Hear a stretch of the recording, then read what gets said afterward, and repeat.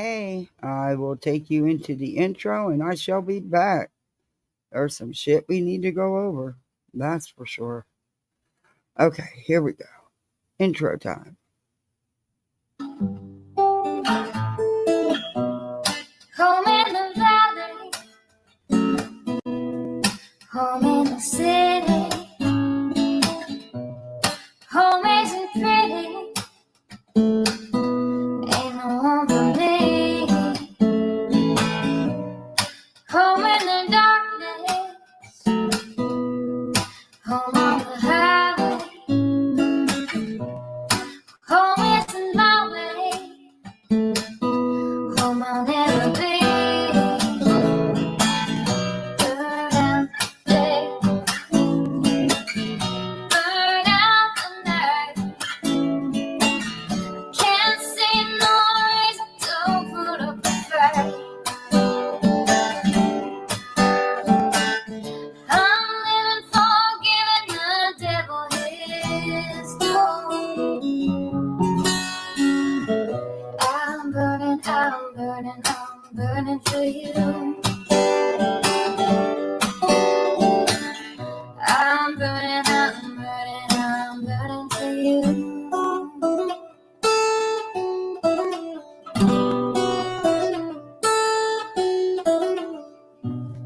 Time is the essence, time is the season. Time ain't no reason, got no time to show. Time everlasting, time to play these sides. Time ain't on my side, time I'll never know. Burn out the day, burn out the night. Now I want to tell you what's wrong from what's right. I've seen suns that were freezing and lives that were brown. But I'm burning, I'm burning, I'm burning for you. I'm burning, I'm burning, I'm burning for you.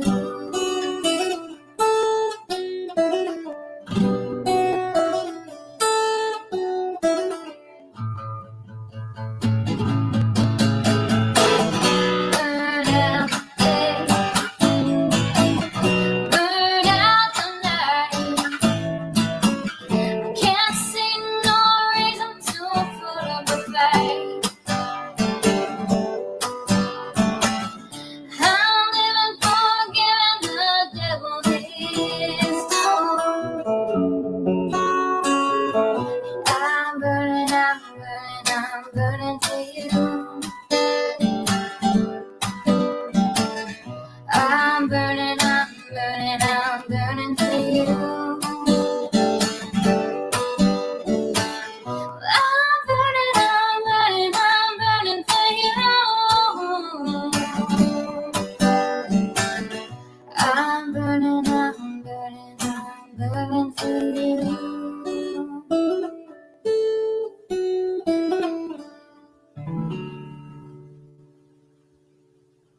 Alrighty.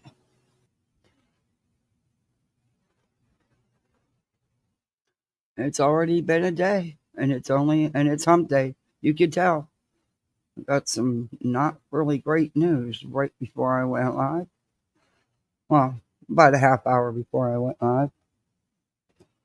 Found out that they may not be renewing the contract my husband works, and he may be out of a job. And at 63, jobs making that are not easy to come by. So I don't know. Hopefully it's different for him, but I don't know. Let's hope. Sucks. Fucking life sucks. Okay, let's say hey. Hey, Mystic Butterfly. Pick me. Oh, Mystic, you were number 1. Hey, Lyra. Hey, Catherine X. Hey, Half Pint. Hey, Skull Girl. Shauna M. Lisa Butter. Sharon Precious Moments. That's a pretty name. Oh, thank you. Oh, Mystic, thank you. Thank you very much for the $2 super chat. Thank you. Hey, Burke Bunch. Yeah, I'm keeping. You thought today was Thursday? I'm keeping my fingers crossed that when they come in, and they tell him, "Oh, you're okay, you're safe, you're going to this contract." Um, but that's not normally how it works. So, yeah. Hey, hindsight. And let's face it, companies aren't jumping at the bit to hire 63-year-olds. You know. Oh well. Yeah, yeah. Good luck living on that when you've got kids to raise. My husband's 100% disabled and still works. You can't live on what they give you. You just can't. And he's worked his whole life.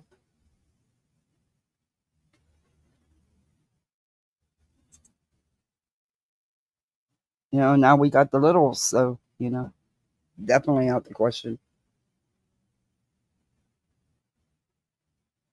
You've been through so much with your boys this week. You can't keep up with the days. I hear you. I dread weeks like that. Oh, hey, Black Sheep. Yeah, you worked your whole life and then became disabled. Yeah,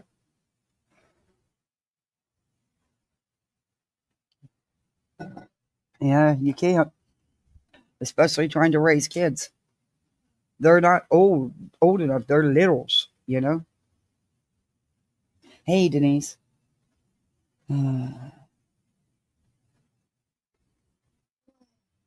mean, he's been at this contract. He's been on this contract 11 years. It really sucks. Hey, Petty. I'm just hoping that um, I'm hoping that they say no, you're good, and that's still going to make them feel like shit because all his crews are going to lose their jobs. That's going to put a lot of people out of work. But so far as it stands, and how they've always done the contracts, that's just how it. I don't know. I don't know. Maybe things could be different this time, but I'm not counting on it.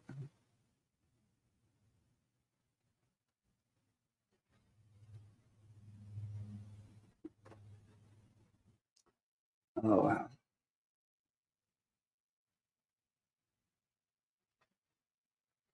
Oh, I gotta go talk about it because I don't want to get upset. I mean, there's really nothing I can do about it. So, and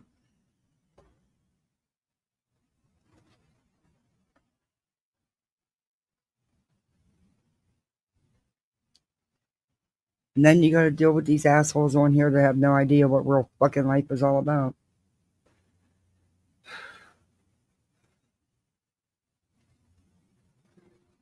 Why'd my chat disappear?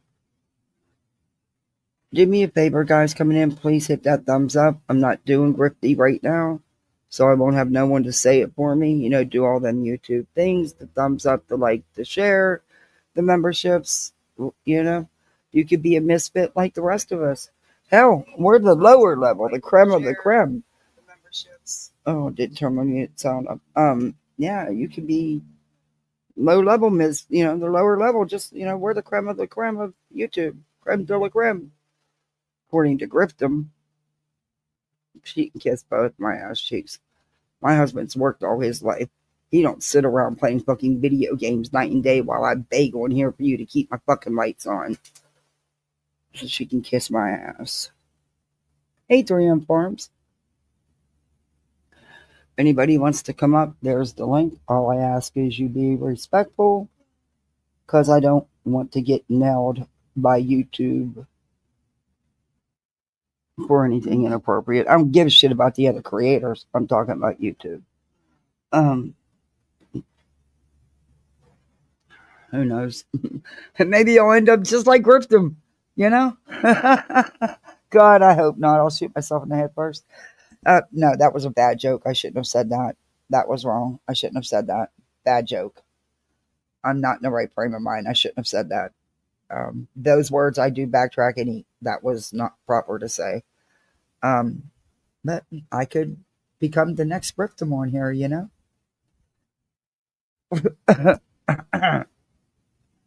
No thanks. I'll go sling burgers at McDonald's first. For real.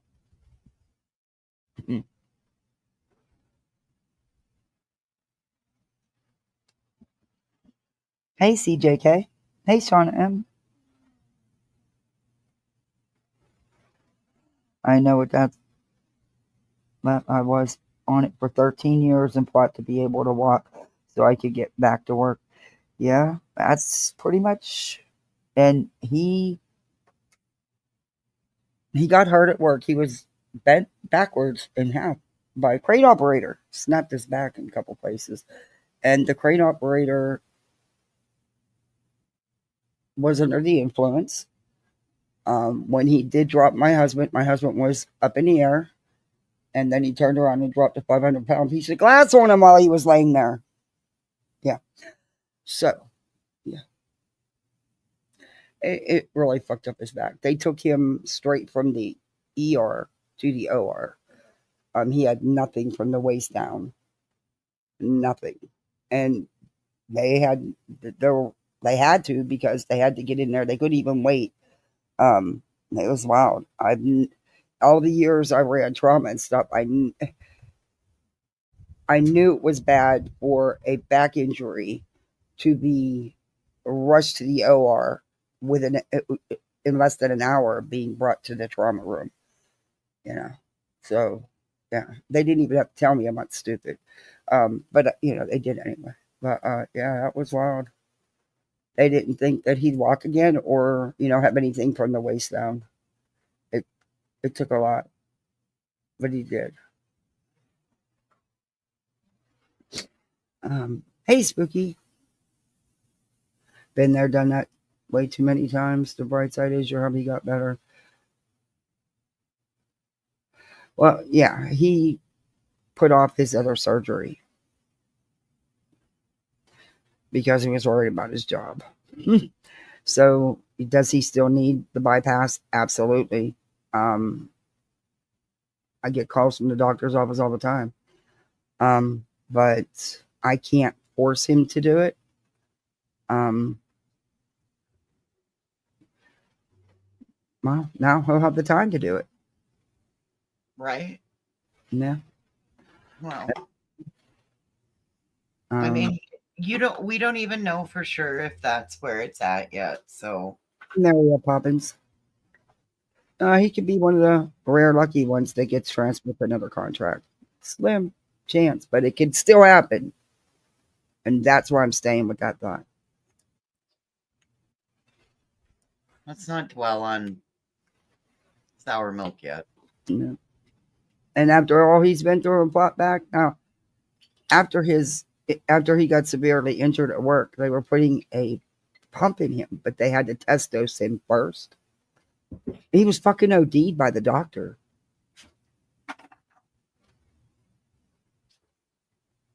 It was wild as shit. It was the night before our son's high school graduation. Yeah, I did CPR on my husband. That was the first time I ever did CPR on my husband. It was wild as shit. And the doctor, the anesthesiologist, his daughter was graduating with our son. And so was the neurosurgeons and the neurologist. All our kids went to school together. They were graduating together. They were on the same graduate. Yeah. It was wild as shit.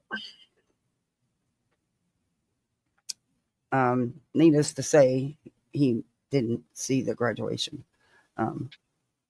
We did it in the hospital room because at the time, he was coding on a regular basis, and I'm not kidding you. He was. And yeah, so we wanted, anyway. He made it through it all.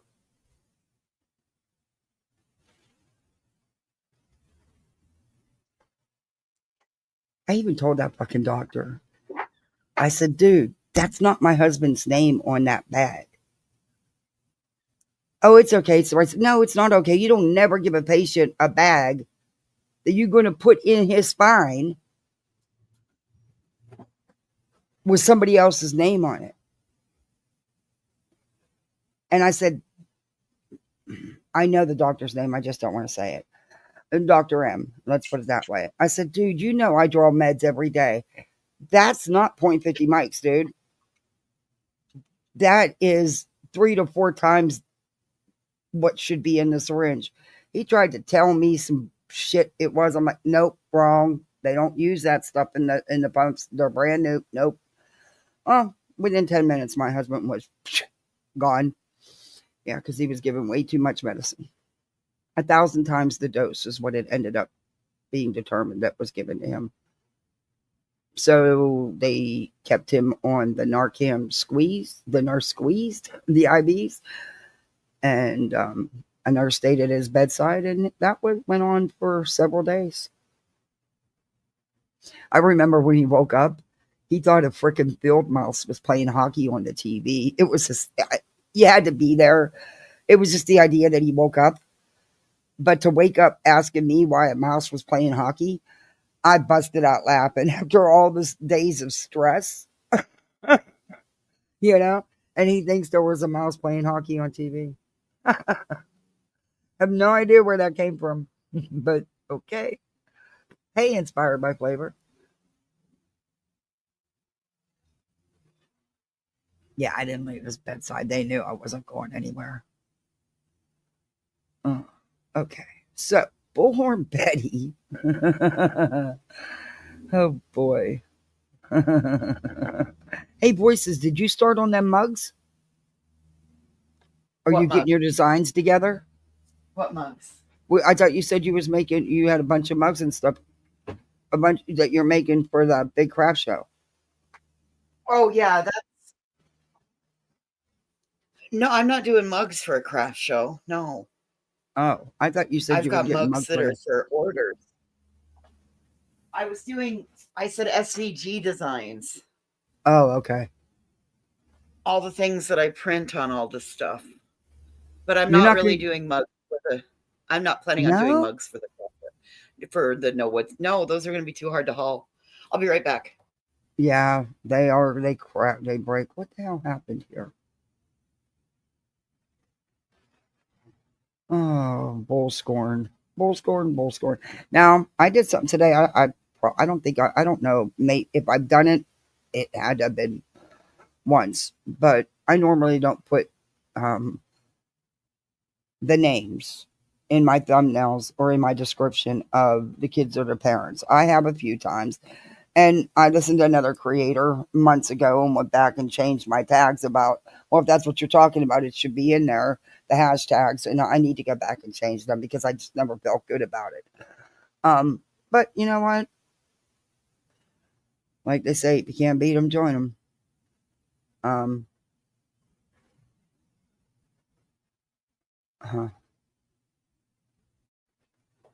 All right. But I did because that's what I'm talking about today. And that's it. I didn't hashtag it though. Maybe that's part of my problem, being so damn stubborn. Hashtags don't make that big of a difference after all. They don't? No. Well, didn't whenever I started my channel, because I ask a lot of questions and I looked up a lot of stuff on YouTube and I would submit questions and they would tell me different. So they're not? No. What'd you just learn? Anything more than 3 doesn't do anything for you. Oh, really? So the first 3 should be the most important. And they should never be in your title. Should always be in the description? Yep.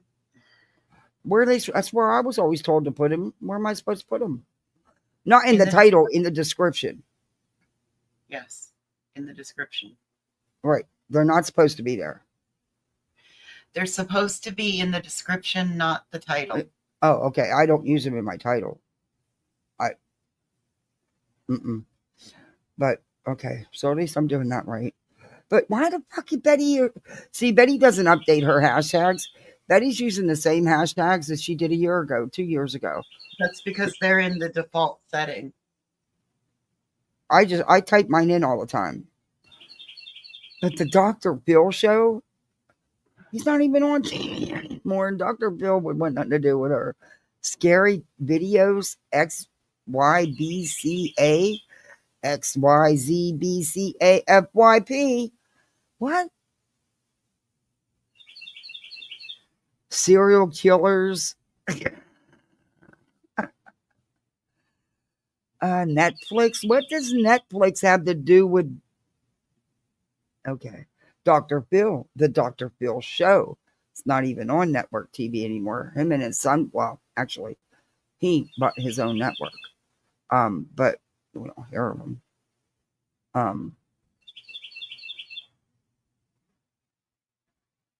That bird's got to be on your end. That's not my bird clock. It's not on the hour. No, that's a real bird. It's sitting right here. I put food out, but I don't know if the squirrels. No, the bird feeder's still not upside down, so the squirrels didn't get it all. So, yeah, that's a bird right here in the tree. And you know what? It's the littlest, tiniest birds, and they make the most noise. They're the loudest, other than woodpeckers. Woodpeckers are freaking loud.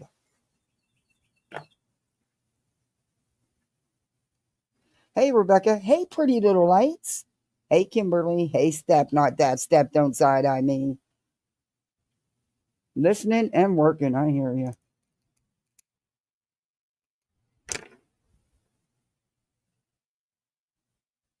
Okay, so Betty, of course, has a lot to say. There's a surprise to everybody, isn't it? But according to her, law enforcement is doing the Proudfoots' bidding. I've never known somebody that can have a whole entire law enforcement agency in their pocket. Not just one, not just two, but 3 or 4.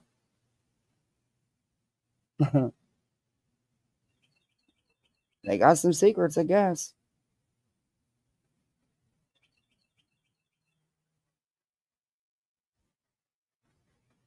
Yeah, it was, Kimberly. It was a whole trip. The sad part is I worked with all the clowns day in and day out.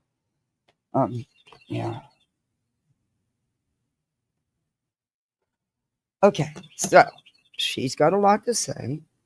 And of course, you know, Katie and Chris are guilty. They did it. Law enforcement's covering it up. The usual. Oh, you know who had a good live this morning? White Boy Radio. I don't know if any of y'all follow him, but go over and listen to his live. He's busting out this scamming psychic. Oh, she's a scammer. She's a total scammer. And what she does is she watches all the other psychics that she sits and talks about and tells her people not to watch. She goes and watches theirs and uses their stuff and says she does. It's crazy. But she supposedly had the election all laid out, man. She knew for sure Trump was going to lose. She was guaranteed it by the spirits in her card readings. But you should have seen her scrambling to answer why she was wrong. Just another scammer. Okay. Hey, everybody in the bushes. Do me a favor. Hit that thumbs up for me. If you're not subbed up, sub on up. I'm trying to get I'm trying to get to 5K. You know, according to old Grifty over there, you know, I am the lower level because I'm the creme de la creme. It doesn't fucking matter. Why does everybody put so much stock in what she I'm said? making fun of it. I'm using it. Why do you think I did thumbnails making fun of her? Fucking say it, bitch. I'll use it. I'll laugh at you. As long as I'm not like you, I'm good. I want to see her do sublimation. Come on, Britt. Get your printer. Come on. Let's go. Please turn that camera on when you do it. Please. I'll buy the popcorn for everybody. Come on. Let's see you do it. When did you get your printer? Come on. Nope. That's a whole shit show waiting to happen. And come on, even if she would get one, which who knows, if something ain't buy it for her. Hey, Ready Freddy, I can't see her doing anything with it. I just can't. She'll either send it back like Betty, pull a bull scorn, send it back, get the money, and buy something else, or it'll sit in a box and never be opened. I don't know. That's a lot of money to spend on equipment you're never going to use.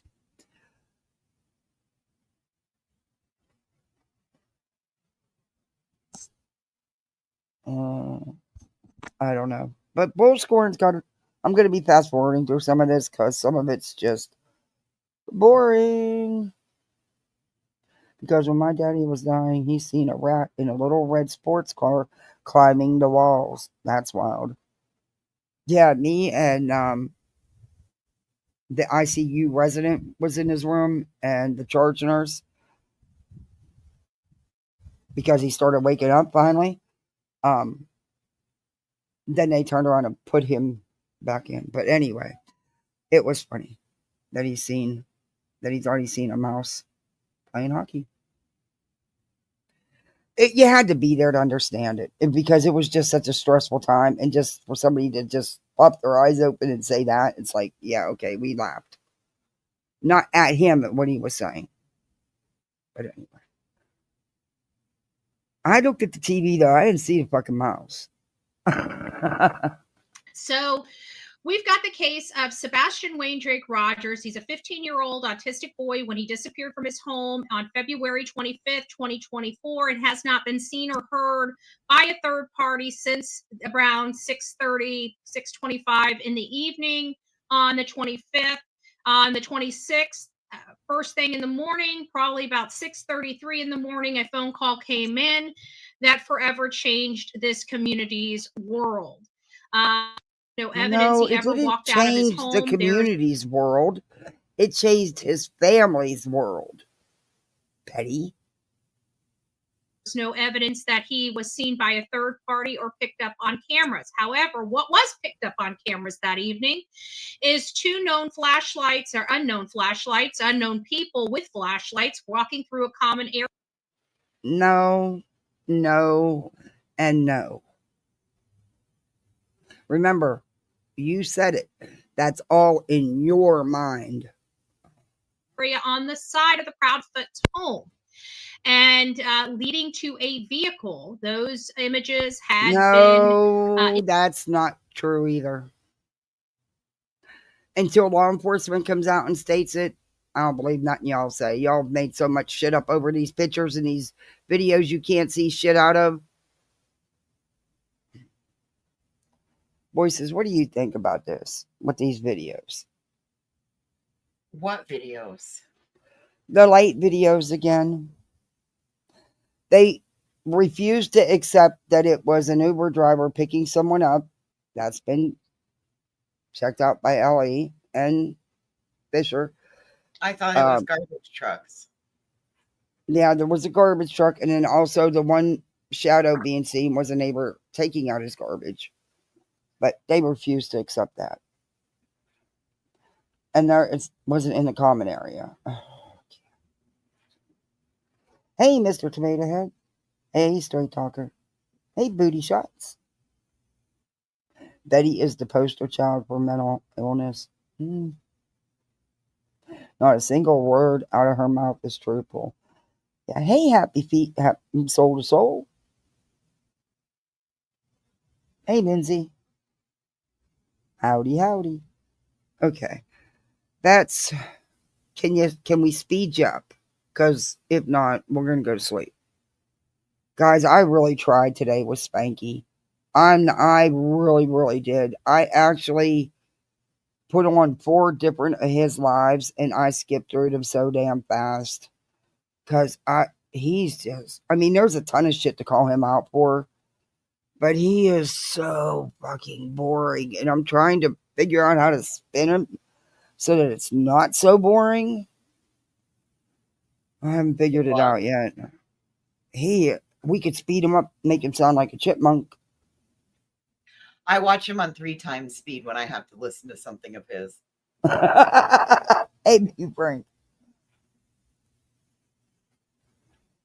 Oh, she wasn't in no trouble. She was just there to to testify to what she knew. But she wasn't in no trouble.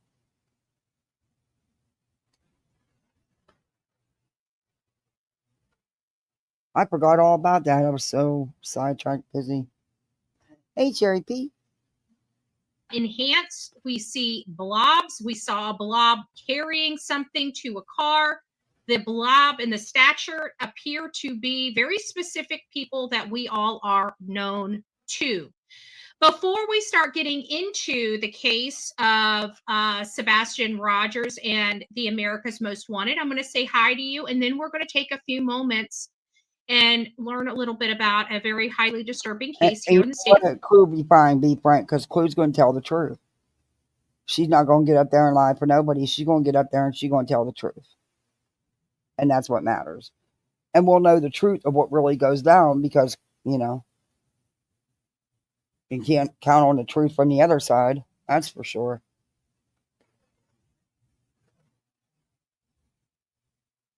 Florida. And it leads right into our domestic violence avocation. If you are in a domestic violence type of situation. Betty, shut up. You don't advocate for nobody. How are you advocating for DV when you have your own charges? Stop. Situation, please get help now. Get out now. Leave everything behind and leave. The most dangerous time in any domestic violence situation, whether it's for a man or a woman, is when they are leaving the domestic situation. So you need to have a plan. Why you sliced his tires and tried to strangle him? Because he wanted to leave? I'm just asking. It's public information, Betty. It's been everywhere, partly because of you. Why ain't my plug on? What is going on? I don't know what's going on. Okay. I think he was wrong. I think the port needs replaced. Little fuckhead. Not paying him again. Okay, there we go. In place, but my biggest statement I can say is when you have an opportunity to leave, you leave. You cut ties. That means all of your belongings, all of your prized possessions, right? Are those prized possessions worth? Why is she so smug when saying this? Betty, you don't think they know that? You don't think people know this stuff, right? Is that why your husband moved into the spare bedroom, or your ex-husband? I just have questions because you seem to want to give all this advice and say you advocate for DV victims while you're an abuser. Allegedly, according to your record. You're not going to find that on mine. I've never assaulted anybody and got in trouble for it. I'm not saying I ain't beat somebody's ass when I was young in my teens, but I didn't run around without pants on the highways. I didn't try to choke my family. Well, probably entered my mind about, you want to slap the shit out of somebody sometimes. But yeah, anyway, how are you advocating when you haven't even owned and dealt with your shit? Okay. Your life. Sometimes you need to break it down just like that. Is it worth your life? If you have an opportunity. I know that SF had sent them an email. I don't know what came of it. Hey sis, mowing grass. All right. Don't overdo it now. Opportunity to go to the grocery store with your children. Don't stop. Keep going. Keep going. If your significant other is very familiar with your family, find extended family or friends they don't know about. Okay. Bats, are you self-reflecting or are you projecting? Are Somebody these all will the be- things your husband made a plan for? What'd you do? Find his old notebook laying around? I'm yeah. Mm. Find family he don't know about. Huh? From my understanding, some of yours don't claim you. Sorry, just saying. It is what it is. Just saying, Hey, not aristocrat. playing. That's it. How are you doing, aristocrat? Aristocrat. I can't. Oh, that's an egret. They sound like ducks sometimes. willing to help. If you can't find help through family or friends, there are organizations that will help hide you and get you safe. If you have questions, please reach out to BullhornBetty at bullhornbetty@gmail.com. No! Don't do that. No. Betty, stop it. You cannot get. You could end up getting a domestic violence situation off the chains and you could get somebody seriously hurt. You are the last person they should reach out to. That's a with no your from me, history. dog. Oh my Lord. And you are no advocate, honey. Hey, reversed images. What'd you say? That's a no from me, dog. Yeah. You don't play with that, Betty. You could get somebody seriously hurt. You could end up being on the bad end of something, Betty. That's You true. are on Interfering. a $20,000 bond. Don't be doing that. And you Mhm. shouldn't be doing that with this in the background either. Why does Yeah. your face look so swollen, Betty? It does, doesn't it? She looks puppy. Looks like you got moon face. Either that or it's just her camera, but yeah, it does look puppy. Hey, Lavender.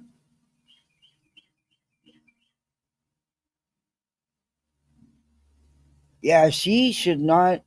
The YMCA has a abuse shelter in Memphis that will hide women with small children in cases of abuse. They do not take boys over age 12. Yeah. Hey, beautiful disaster. Hey, Zero Box. She shouldn't be doing that. I'm sorry. bullhornbetty@gmail.com. This is going to bother a lot of my parents here. Right here. This is where we're going to be going next. So since we already have a lot of people in chat, I'm just going to start with Sonia.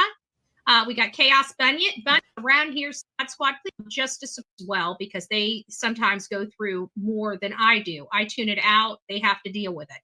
So thank you to all my don't tune nothing out. Are you kidding me? mod squads for being here. We have Shauna, I believe it's 100% Australia. It's nice up in the house. Rain, Carolyn, it's nice to see you at OFA. Wait, there's a lot nice to see you.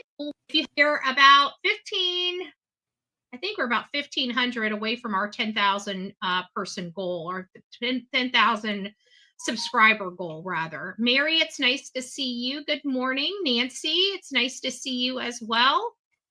I have to tell you, Betty, I was a little disappointed because I feel they could have told a little more about Sebastian's story. I agree with that, but I understand it too, because I'm a content creator. Is that the one she's getting ready to talk about? Prepare documentary type of No. footage That's and one stuff for like that. the end we should talk I've been about. on documentaries. Okay.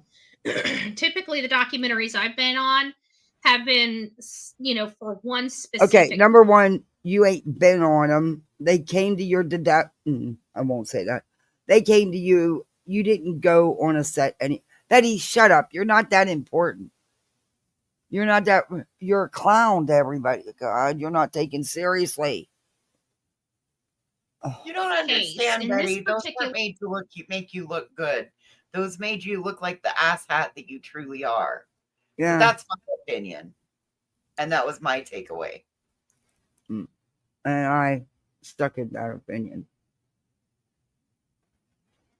Situation, they had 3 different cases, so they had to fit the story into the segment that they had available to them to cover the story. And based upon looking at it from that lens, I think that they did get a lot of the important stuff into their segment. And at the end of the day, that's what it's about. Did they get enough important information? They got enough important information. I think the issue But that's is not what you said in your other video. And you got people believing they're out there scouring the streets for Sebastian. And sadly, they're not. It's a television show. It was a 10-minute segment on a television show.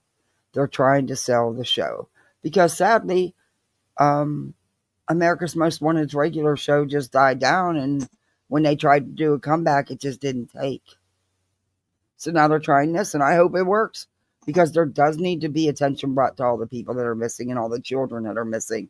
So I really hope it works. And I hope they do it the right way. Unbiased. I kind of seen a little bias in the reporting, especially from Derek. But that's just my opinion. I think there's some bias there. And if you're going to that's also because Derek doesn't do his own research. He depends on his assistant to do his research. Yeah. And she can be very biased, in my opinion. But I've followed Derek for a long time. Yeah, I watched him on his reality shows. Brother.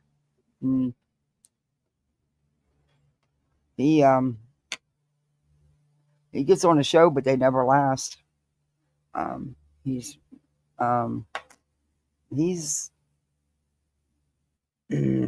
let's just say I've seen some of the shit he's put out, and I disagree, but with him on some of the things he's put out. And I seen a little bit of bias in his coverage of this. He's trying to grow YouTube, you know? Okay. If you're going to cover these cases, they're going to have to do it without any being biased on either side. And that's hard. It is hard with all the crap that goes on. But we'll see where it goes. I hope it works because, like I said, there needs to be more attention brought to the missing. Legit attention, not this kind of shit. Didn't show enough of the information to the public. They kind of explained it like with the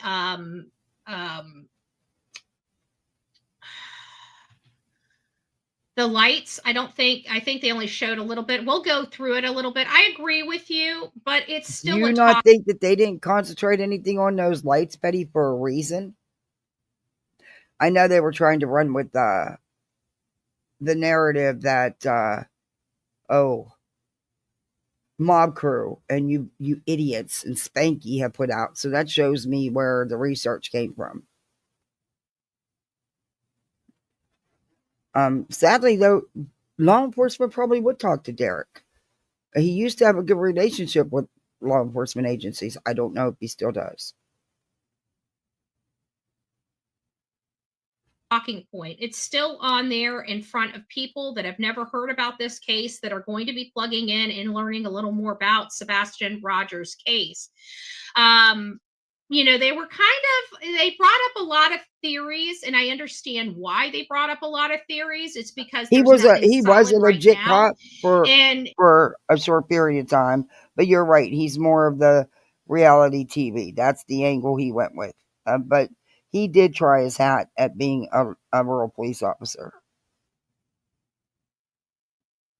When you're talking about a case, just like we talk about a case on this platform, we, especially at the very beginning, the first time we touch it, we spit out, 6 to a baker's dozen theories out there. Huh. And through our processes, we start, once we start getting more information, we're able to eliminate this, we're able to eliminate that, we're able to eliminate this.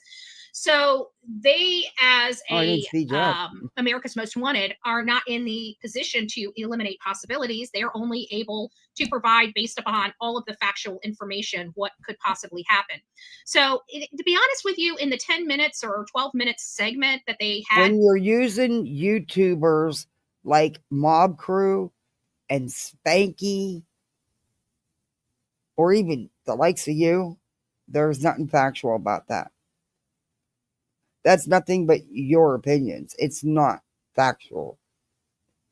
The factual information should come from law enforcement. Listen to my dog snoring. Oh my Lord. And I'm not sleeping, I'm actually talking to you. That's my dog snoring. Designated to Sebastian. Hey, I Whispers. think they were able Hey, to Marie.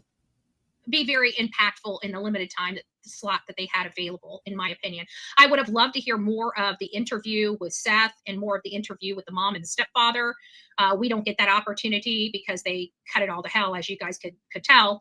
So hopefully, maybe in a time in the future, they might be able to release the whole interview to the world. We don't know Why if would and they when do they will that? be willing to do that, but I know public pressure. No, why would they do that when they can keep that in their back pocket for future episodes, Betty?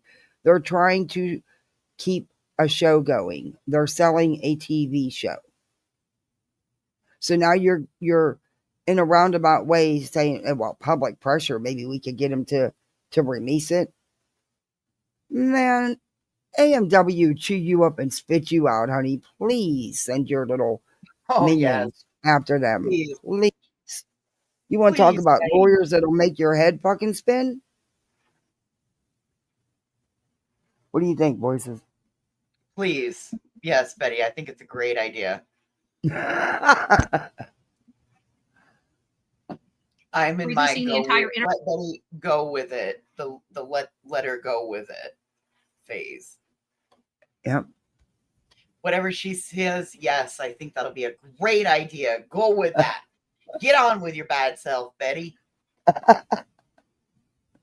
That's big time lawyer. I mean, they got lawyers to. Oh, go ahead, Betty, because I'll be there with the popcorn to see it all. That's quite all right. Listen to me, like I even.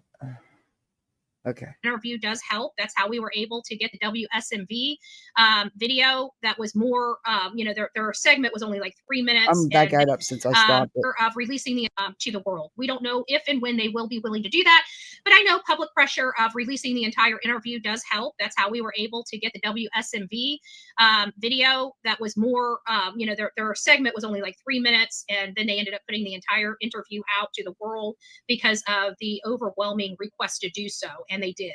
So sometimes you can, if a lot of people reach out, it could help them release. In other words, chat, get typing. She wants you to start sending emails. That's against terms of service. That's called brigading, and you're not allowed to do that. She does it quite a bit. I know. She always slides under the radar. Always. Well, maybe for a while longer. Yeah. There's a grand jury that might say otherwise. Oh, I can't wait. But again, it's America's Most Wanted. Would they be willing to do that?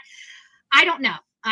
Must have got lost. It's nice to see you, Adriana. It's nice to see you. My opinion, though, You didn't really give them any compliments, Betty. You was kind of roundabout shading the hell out of their content, out of their 10-minute segment. If you actually listen to it, she was actually shading them. They didn't do this. They didn't provide enough of this. Yeah. Hey, two sides of the same coin. Hey, Purple Haze. Snark attack. She could probably land assault on the actual AMW as a fugitive. I used to like to watch that show. And then, I don't know, they tried to revive it and bring it back, and it just didn't, I don't know. It just didn't take off. I hope on America's Most Wanted, I feel it was. Like I said, I hope this one does because, hey, Flower Nana, the missing need all the publicity, all the people putting their info out as you can, so it is so needed. Too short, and they didn't have all the info. I agree. But I think have multiple cases to cover, Betty. There's a lot of missing children and adults. It's good. They did cover a lot. So we're going to go ahead and move on in because we're already 22 minutes into the show. Everybody that I missed and I wasn't able to say hi to you, good morning. Thank you for being here. I'm BullhornBetty. This is the BullhornBetty channel. Well, no shit. They know exactly who you are. They're in your fucking chat. Well, you think they don't know what channel? Well, you get stoned enough, you might just pop in by accident, I guess. Yeah, no. Try to break down these cases. We're provided very limited information. We use deductive reasoning, problem solving, as well as common sense to help weed us through. What? Holy fuck. No wonder we're in the position we're in currently. No wonder she's got $20,000 bond on her head and getting ready to be indicted by a grand jury. Yep, that is quite the way this works. Way to go, Betty. I gotta hear that. She actually said deductive reasoning. I gotta listen to that. Wasn't able to say hi to you, but break down these cases as well as common sense to help information. We use BullhornBetty channel where we try to break down these cases. We're provided very limited information. We use deductive reasoning, problem solving, as well as common sense to help weed us through. Problem solving and common sense. Aren't you out on $20,000 bond because you harassed, stalked, and threatened the family of a missing child? That's what I said. Now we know why we're here. Do you know when she ever did deductive reasoning? Yep, right before she got on that $20,000 bond.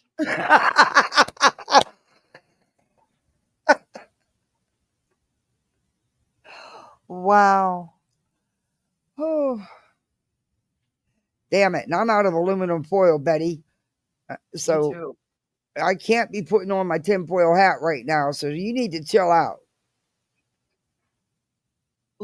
The sea of misinformation and the true facts of cases.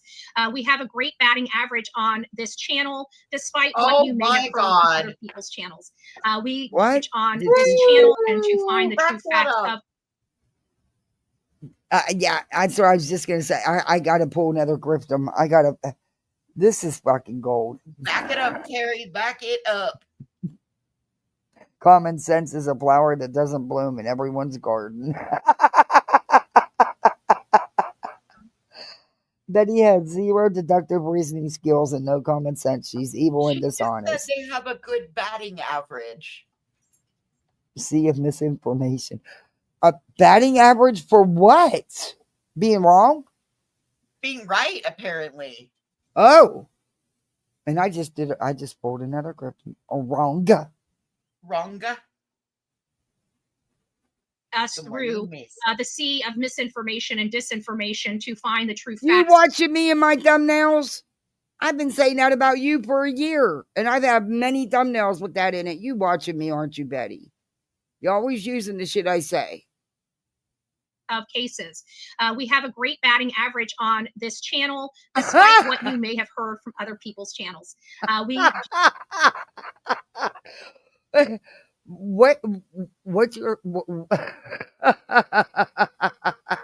What's your batting average? I told you. At? Do you have these numbers to show us? I told you wanted to hear that again. Oh, you have a very good batting average at being wrong.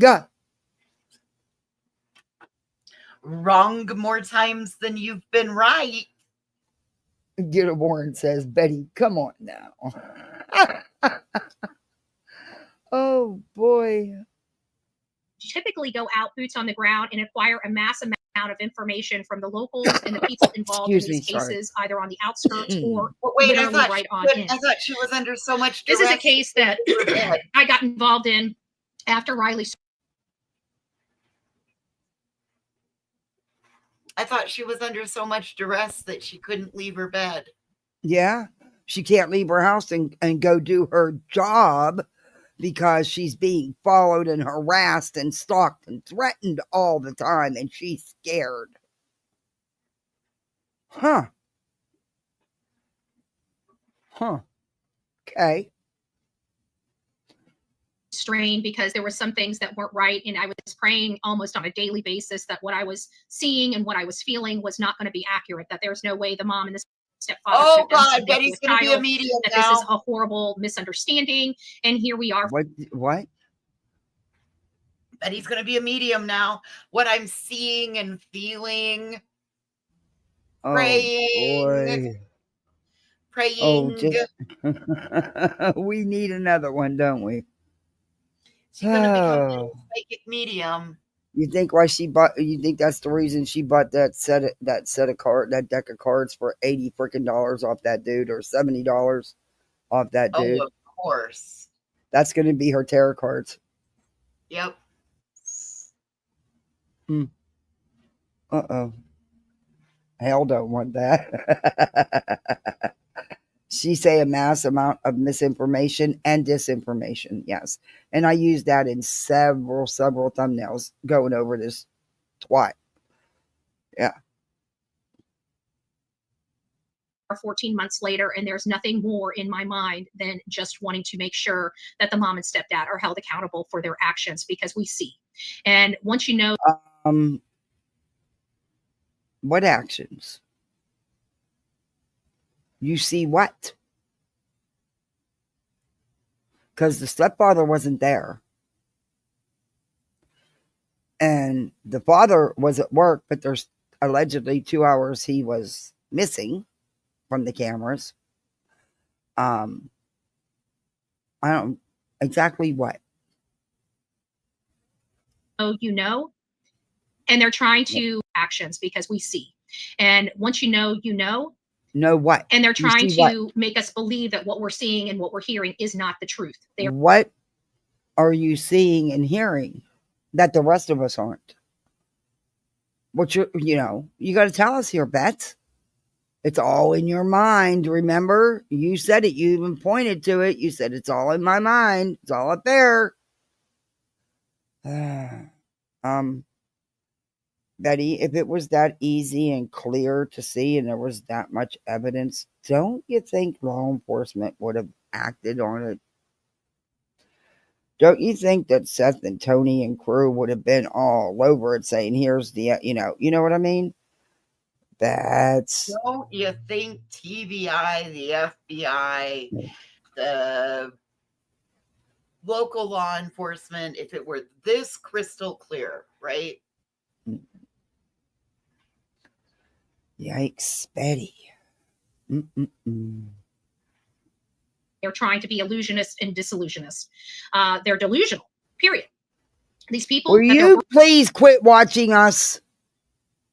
You're always using our shit. Quit. Stop. You the delusional one. No one else. Well, that's not true. Your little team, the whole green team thingy, y'all a bunch of some delusional cows. Working with are delusional to think that this child just walked out of the home despite all of the information law enforcement has given us. Well, hot damn. Hot damn. Teenagers never just walk out the house and run away. You're delusional if you think that. You're delusional if you think that.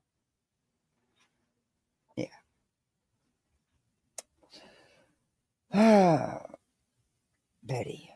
I'm beginning to think Betty might have fallen down and smacked her little head. Hey, Granny, the Secret Service. Yes, the Secret Service. Thank you. I forgot the Secret Service.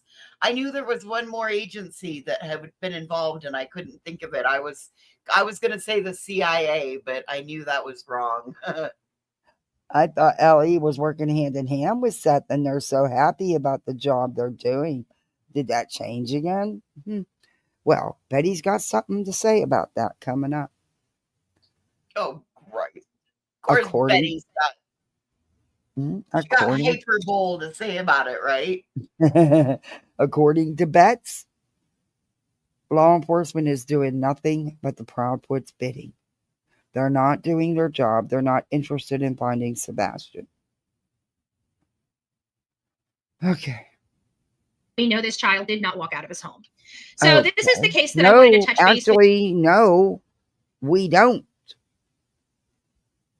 Guess what? We have no freaking clue what happened. We weren't there. You weren't there. So you have no clue if he walked, crawled, skipped, jumped, ran. You don't know. with you on. This happened in Florida. This is a really sad story of a 3-year-old that was walking Oh, around I know this a case. Oh man, Betty, please leave this alone. Please leave this alone. apartment complex that had dried blood on her face and her clothes. And at the time, I think the grandmother may have been at the scene, but law enforcement was called nonetheless. And they went inside the apartment to check on the mother. The mother was not there. And then they ended up locating the mother's car where she was stabbed to death. And they believe her 3-year-old child witnessed it. This is the animal that did it. This was her ex-boyfriend. This wasn't even the child's father. The child was left unharmed, thank God. We've heard other situations where the child was equally harmed. And so we're very grateful today that this child was left alone and was not harmed, but this man is a monster and unalived that little child's mother in front of her face. And I hope that don't state that as factual, Betty. Oof. Betty, are you? We don't know that 100%. Stop it. Stop it, because I didn't want to dig in this case, but I will to prove you wrong. It being here in my state, I absolutely do not believe in putting these animals behind bars for life. Yeah, we want them to think about what they did, but I'm not willing to pay $100,000 a head for him to think about what he did. I'm sorry. If he's not going to get out, if it's DP, I'm perfectly fine with that. Many of you guys know my stance on it. Don't hate me, but I actually agree with her. I'm all for it too. Why the hell should we pay hundreds of thousands of dollars to keep them in prison for the rest of their lives? Disillusionist. I know it doesn't bode with maybe your stance, but it is my stance. I'm an eye for an eye, a tooth for a tooth type of person, and I do not lose sleep at night when somebody takes a life and they have to lose their life. As a matter of fact, I support it 100%, and I will continue to do so until the day I die. Reagan. These people are monsters. If they can do it to somebody that they love, they can do it to your family. That's the way I look at it. Would you like this guy living next to you? Would you like to know that he's next to your grandchildren and children? Because I certainly do not. Okay? I'm not one of these people that wear my heart on my sleeve. Some people love me. Some people hate me because of it. I don't really care. My viewpoints are. Do you have a heart? I haven't seen one, but okay. We're going to move on. It's responsibility to be humane with your life. It's very simple. I'm one of those people that really truly believe I'm a brutal and a barbaric woman.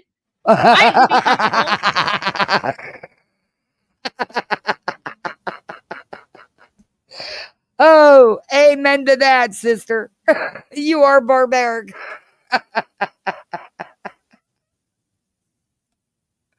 Oh, yeah. If you stab somebody, that's the way you should be executed. If you shoot somebody, that's the way you should be executed. Once convicted and go through the process if you are in a DP state. That's just my personal viewpoints on the situation. But I wanted to bring to you that this lady had left. Okay. She had my God, imagine if that would have happened to her. Ex. And you laughed so hard, it caught me off guard, and I spilled ice all over the counter.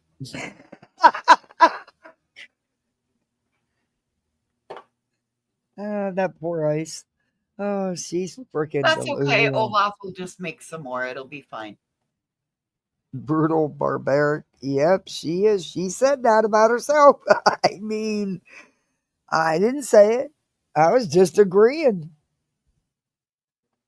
She's a brutal barbarian. Yes, she is. And he found her. And guess what? She did have a restraining order on him. It didn't help. It didn't help. Yeah, so we know that. That's why you're out on $20,000 bond, facing criminal charges, waiting for an indictment to be passed down from the grand jury, or for the grand jury to, do their thing. We know that. You're a good example of that. That's why in the beginning, when you said, if anybody is, caught in a DV situation or has questions and needs your help, to reach out to you. Hell no, they shouldn't. Hey, little horses. People that want to really hurt somebody can absolutely hurt somebody. Before we get started too much more, I want you guys to hear this, because we're going to have a conversation on it, and then our story is going to begin. Uh-oh. A few minutes ago, you asked what harm has. Yeah, go ahead. Thank you. Carlin, my name is Texana Fernandez. A few minutes ago, you asked what harm has come to Sebastian from the Green Team. Well, I'm a representative for ADA. That right there is a lady by the name, I'm not even going to say, we're going to say TF, okay? Truly effed. But this truly effed person is trying to say that she represents ADA and she's suing the father because of some type of Americans with Disabilities Act. First and foremost, I want to clarify. No, that's actually true. She's not lying about who she is and what she's done. If this is Texana, is that who this is? Yes. Yes. Okay, well, she's filed everything she said she's going to do. She's done. They're in court today. That's why you're talking about it and playing this. The team had you do it, Bets. You know, the Green Team narratives. Clarify something to everybody on this platform. There's such things called standing, okay? And having merit to your case. When you are not a representative, you have no fiduciary responsibility, you have no contract with somebody, you have no Listen, all you got to be is a disabled person that goes and is felt like you are discluded, not included, and you've got a case. Bets, I tried to warn you about this when there was talk of us going to Tennessee. This is all part of these things that I tried to tell you were going to bite you in the ass one day. And you told me that you were a law-abiding citizen and you knew the laws well to the letter. Ironic. Here we sit. Me not on a $20,000 bond. Yet you are awaiting a grand jury. Huh. Look how it's happened. And she just really thinks that she has the rights to do and say anything she wants, no matter who it affects, and it's all okay because it's her right. And Betty, you read the laws, but you don't comprehend the laws, in my opinion. You don't know these people. You can't go to a court and represent them. Okay. You have literally no binding to any of these people. It's like Lisa B. Always, you get robbed. Okay. Let me just explain this for everybody to understand it. You get robbed, right? And I call the police from my state and say that this robbery happened in your state, but I'm filing the report because I represent all victims of robbery. So I'm going to file the report and you're going to act on my behalf. And I'm going to go to court and testify against a guy that robbed Lisa B. Always in a completely different state. So this truly effed person from Texas that's suing Seth is trying to say she has standing because she's a representative of ADA. She has no standing. She's not associated with any other person. And by her going to a private business, and which none of us even spoke to her. Betty, you don't think this woman don't know the freaking laws? I would believe what she says before about the laws concerning this before I'd believe you. Everybody was telling me there was a crazy lady with a camera, and I'm like, where? You know, I'm looking around, and they're like, the girl with the white hair. I'm like, there's a lot of people with white hair. Who are you talking about? Like, you didn't see her with all the cameras? I'm like, no, I didn't see her with all the cameras. You know, so. And I know Seth didn't, because we're both sitting back there scratching our head, like wondering who tell she's lying. Like, don't worry, if they've got her gone, they kicked her out. You can tell she's just making it up as she goes along. That high pitched screech. You're right, Freddie, and her screeching and her blabbing on. She knows she's not being honest. And it was because she was being, using abusive language. She told several people she wanted to get close enough to me to punch me in my face. People aren't going to stick around for that, and people are not going to allow you to see the recordings. Yeah, that's not nothing of what happened. Why are you lying? Why are you always lying? Dude, she was close enough to you to punch you in the face, and she did nothing of the sort. No, she didn't speak out of character, didn't raise her voice, didn't scream and yell. Nothing, Betty. Nothing. You're lying.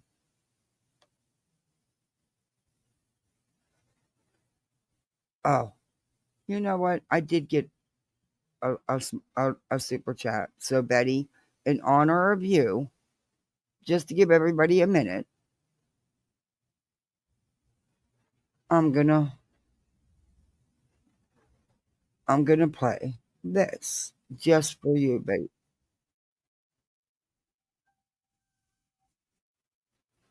All right.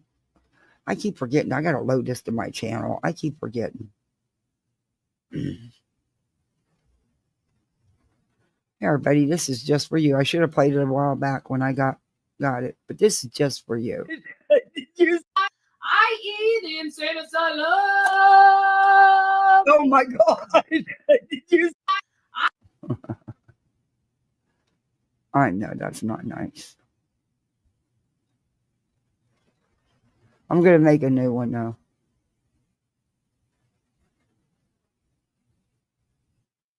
Okay, we were right here.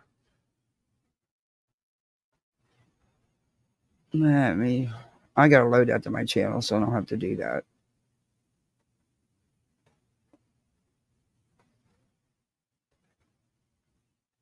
You can load it into StreamYard. Yeah, that's what I meant. I mean, I need to put it on StreamYard. When you're being abusive and looking for a fight. So there was all justifications to throw her out. But anyways, the long story short is she was looking for a fight. When? What reasons was there to throw her out? Where was she looking for a fight? You say all this and all these people there, but nobody has any recordings of all this commotion going on. Funny. Clue and them were sitting. Clue and her fiance were sitting. Clue and Cletus were sitting in their car.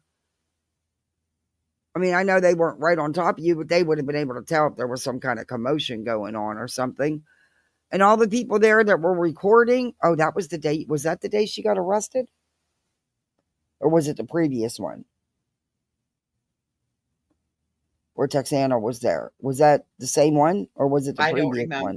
I don't remember. It might have been the previous one.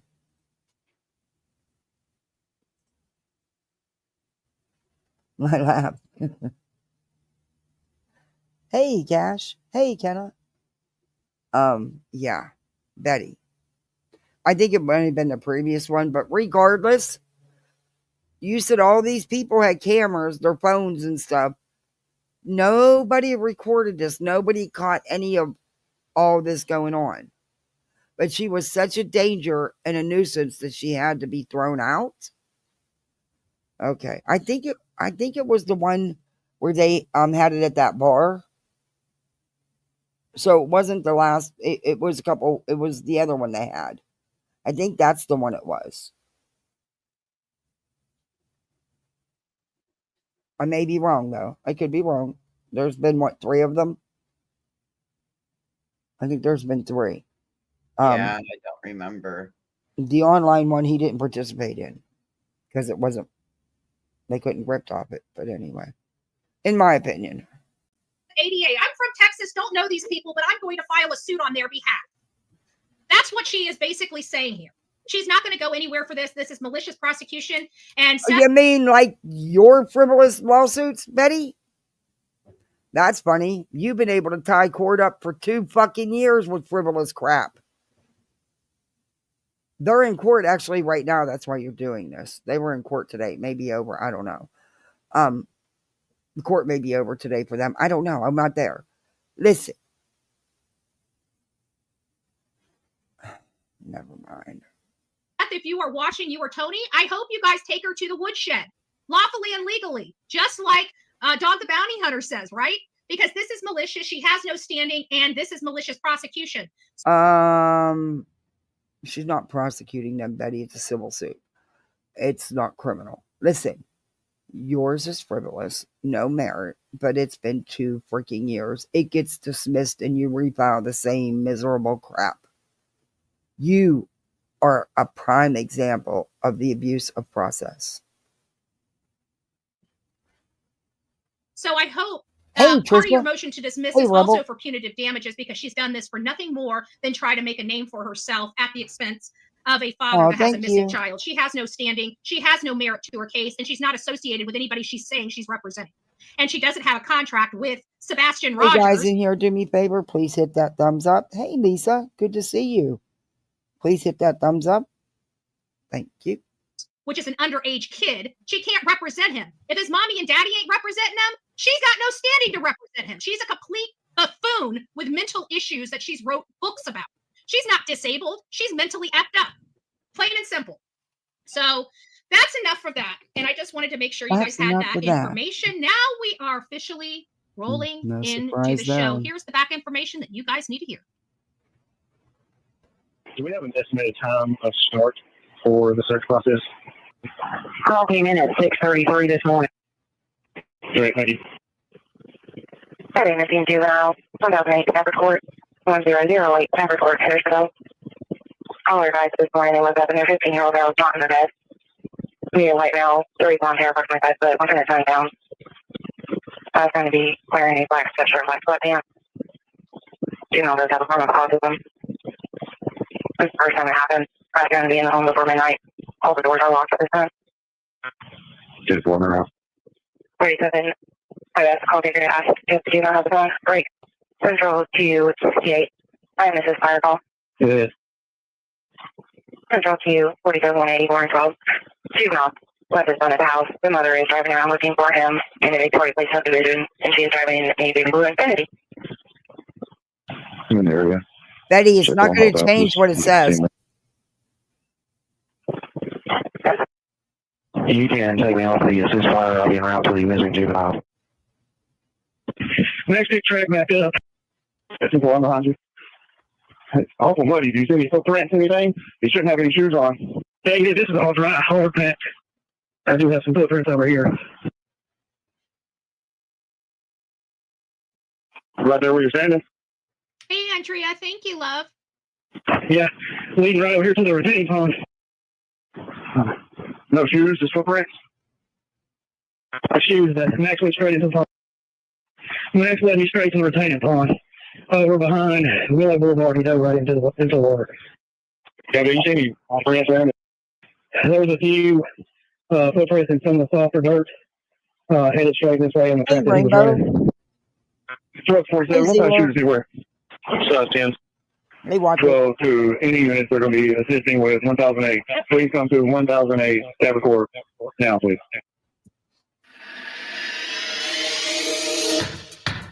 So that was courtesy of Smiley's Stories World. If you haven't had an opportunity to check out Smiley's Stories World, please consider doing that. Now, It's a channel of stories. That's for sure. of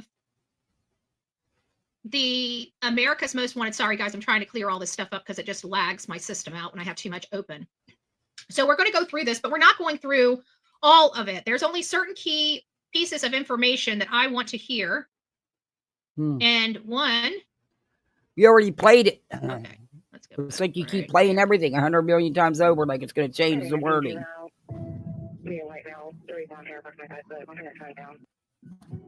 I was going to be wearing a black sweatshirt, black sweatpants. You know, there's a form of autism. All right, let's get past that. Less amounts of energy. Sebastian reminds me of a deer prancing through the woods, you know, enjoying the smell, the breeze, new things. That's my son. Look at him. Okay. He's talking about Sebastian. Exactly, He's talking, Cass. his whole entire commentary That's so is fucking about weird. his son. This man has been put through a meat. Okay. What'd you say? I'm sorry, but that's so fucking weird. Yeah. My son reminds me of a deer prancing in the forest. Tell me these answers weren't prepared ahead of time. Smelling all the smells, the fresh air, the sunlight. Mm-hmm. What the fuck is he talking about? Deer don't prance in the forest. Tell me these aren't rehearsed answers. He was. Look at his fucking face. He's got depressed light. He's got a smug fucking look on his face. I'm sorry, but this did him no favors in my book, in my opinion.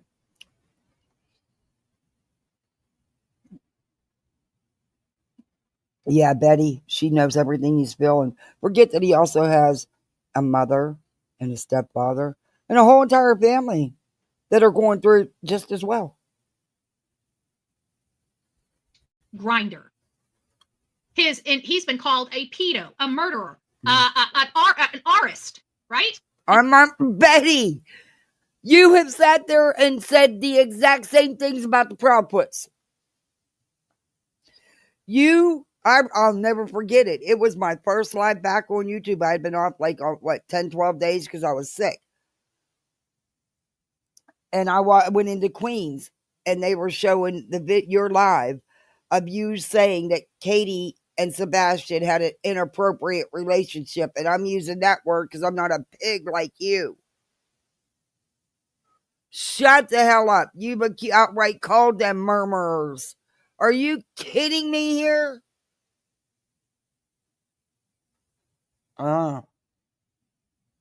Prancing. An SAer. All of these horrible things that affect him at his job at the jail. What do you think people in prison do to pedos? Right? They tried. Hey, who's your mama? It's nice to see you. They tried to destroy this man. Do you think he comes up on any interview and says, "Oh my gosh, to destroy him"? You know, the opinions of people. Of course we're getting attacked. Who the hell is trying to destroy him? His life hasn't been picked apart. Every family member's life hasn't been picked apart and put all over the tubes.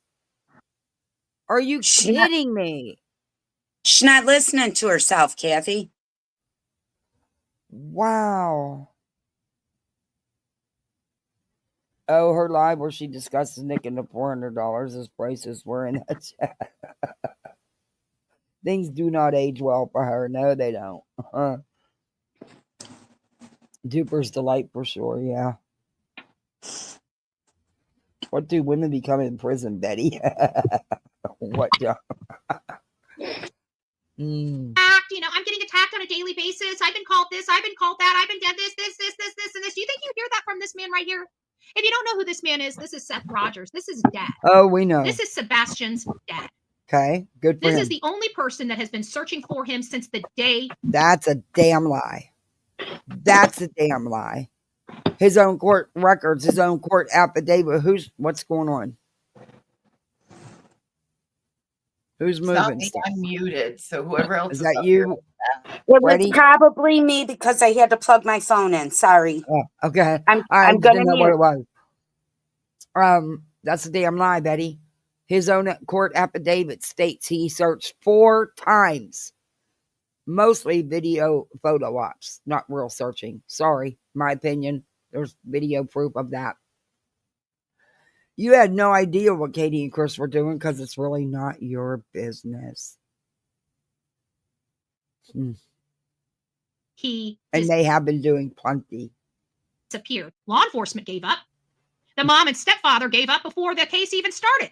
They ran away. Mom and stepfather never gave up. Mom has never given up. You lying piece of shit. From home. They did not run away from home. They did not. But this man right here has been there through thick and thin, through hell. No, because you assholes drove them out. Yeah.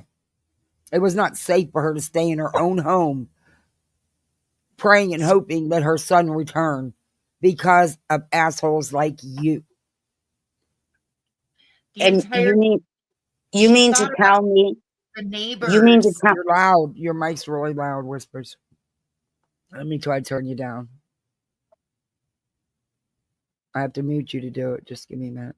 Wait, no. Mute your mic. Or Freddie.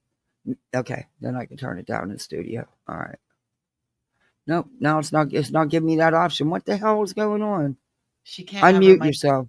Needs to be talking. Yeah, unmute yourself.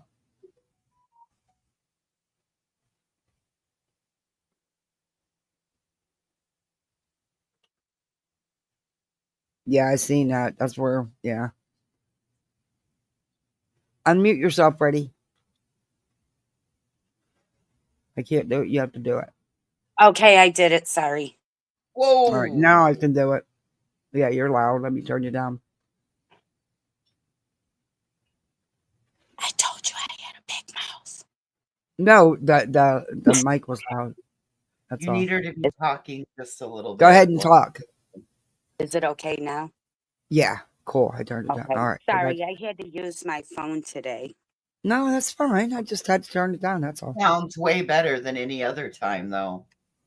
Oh, okay. Well, maybe I should use my phone from now on then.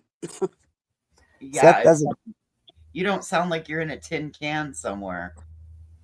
No, I'm just in an apartment here. Seth doesn't even know Sebastian, nor has he looked. Seth has not been there.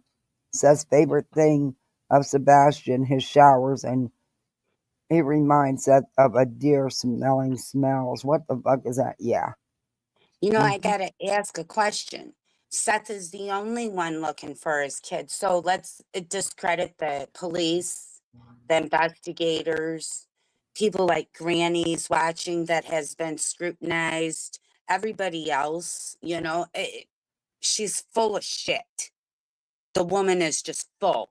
Get your boots on, Betty.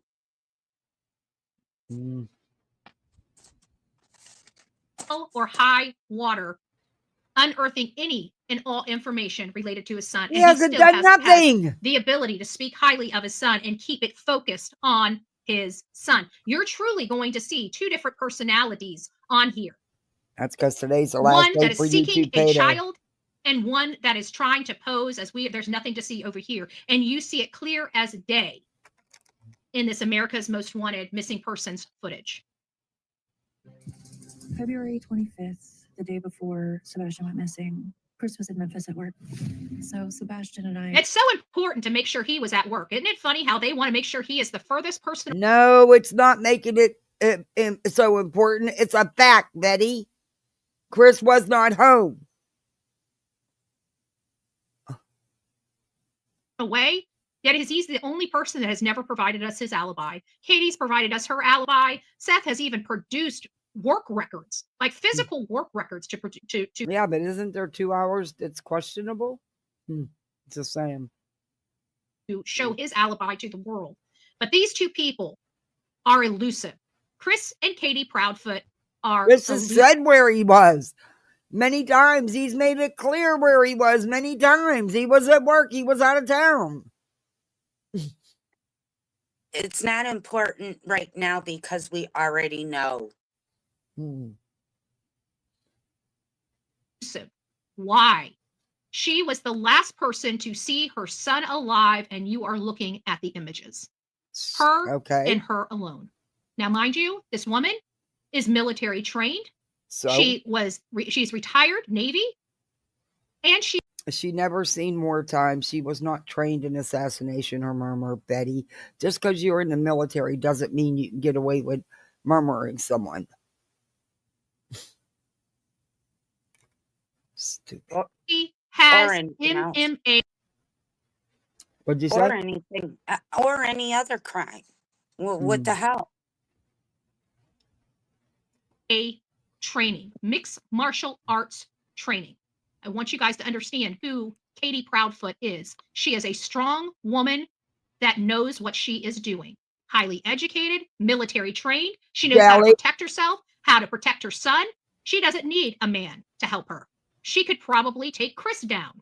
Probably why she doesn't have more bruises on her than she does. Just a thought. What bruises? There's no bruising on her, period. And you're alluding to the fact that she's being abused, and she's not, Betty, and you have no proof of that. But you keep soaking yourself in that criminal case you got, girl. I hope they're watching all this shit. Because me too. Yeah, this is getting to Texas Roadhouse. After dinner, right around 9 o'clock, he laid down. I heard a noise in his room. I said, I don't care what you're doing, but you got to knock it off and you got to go to bed. And wow, that is like the 5th or 6th rendition of that very. No, it is not. That's exactly what's always been said. You just don't listen. Yeah, do the people use different words for retelling the thing? Yeah, it is the same foundation, though, Betty. Am I wrong, voices? Isn't that the basic foundation of what she's been saying all along? It's all the same. Betty's picking and choosing. Betty's being an asshole, Yeah. in my opinion. Very specific event.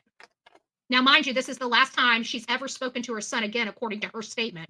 And she can't remember the last words spoken to him or him spoken to her because they keep changing from interview to interview. This specific statement changes. I want you to pay attention to this man right here. This man right here. I want you to now start going back to all of the interviews that they do. All of them. The one thing you will always see Chris do is side eye Katie when he's sitting next to her and she's side eye. No, he looks at his wife. You are fucking demented, man. Maybe because he's sitting on the side of her. Yeah, but, he's sitting right beside her, Hey, Lucky. That's what Betty's husband did. He had to side eye her. Yeah. She's trying to put her life into that woman's life, and she needs to stop it. You're starting to break up. It's like, yeah. Hey, Elevated Truth. He side eyes her. He is literally taking his eyes and watching her lips. He's doing it here. He's sitting beside his freaking wife during an interview about a missing child. Isn't an everyday thing that happens in people's lives, Betty? He's allowed to look at his wife when she's talking. Oh my God.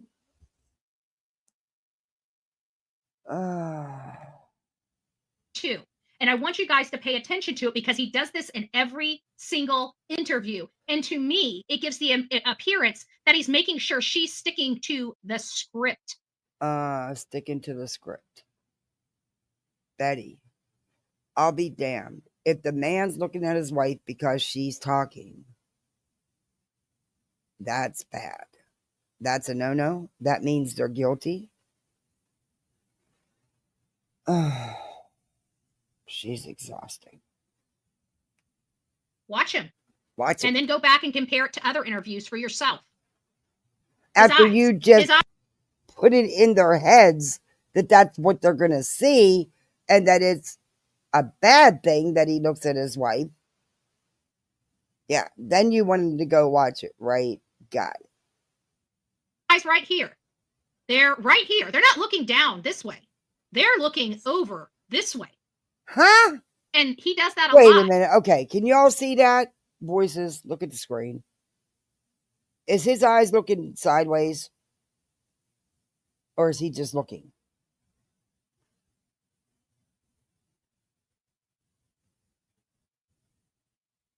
Voices.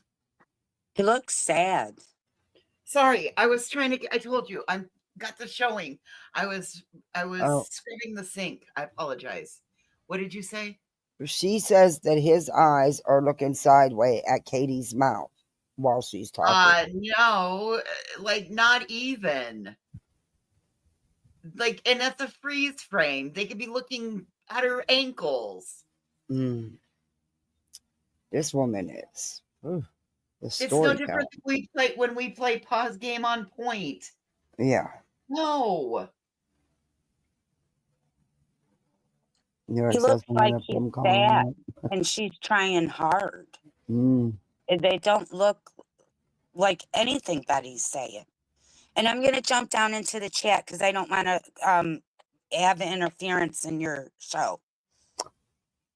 Okay. Well, maybe. Okay, we'll try come back up. Maybe you just needed to go out and come back in. If you want to, that's fine. Is it still breaking up and stuff? Yeah, it's like there's interference. It's because she's charging her phone while she's up here. Oh, okay. Is that better? I just took it off. No. Okay, I'm going to go down and then try to come back up. All right. All right, bye. Bye. In these interviews. He answered, yes, ma'am. I said, okay. Look at his eyes. Look at his eyes. He's not looking at her. That was the last time that I spoke with Sebastian. He's looking down. He's not looking at When I her. went in his room, he wasn't in his bed.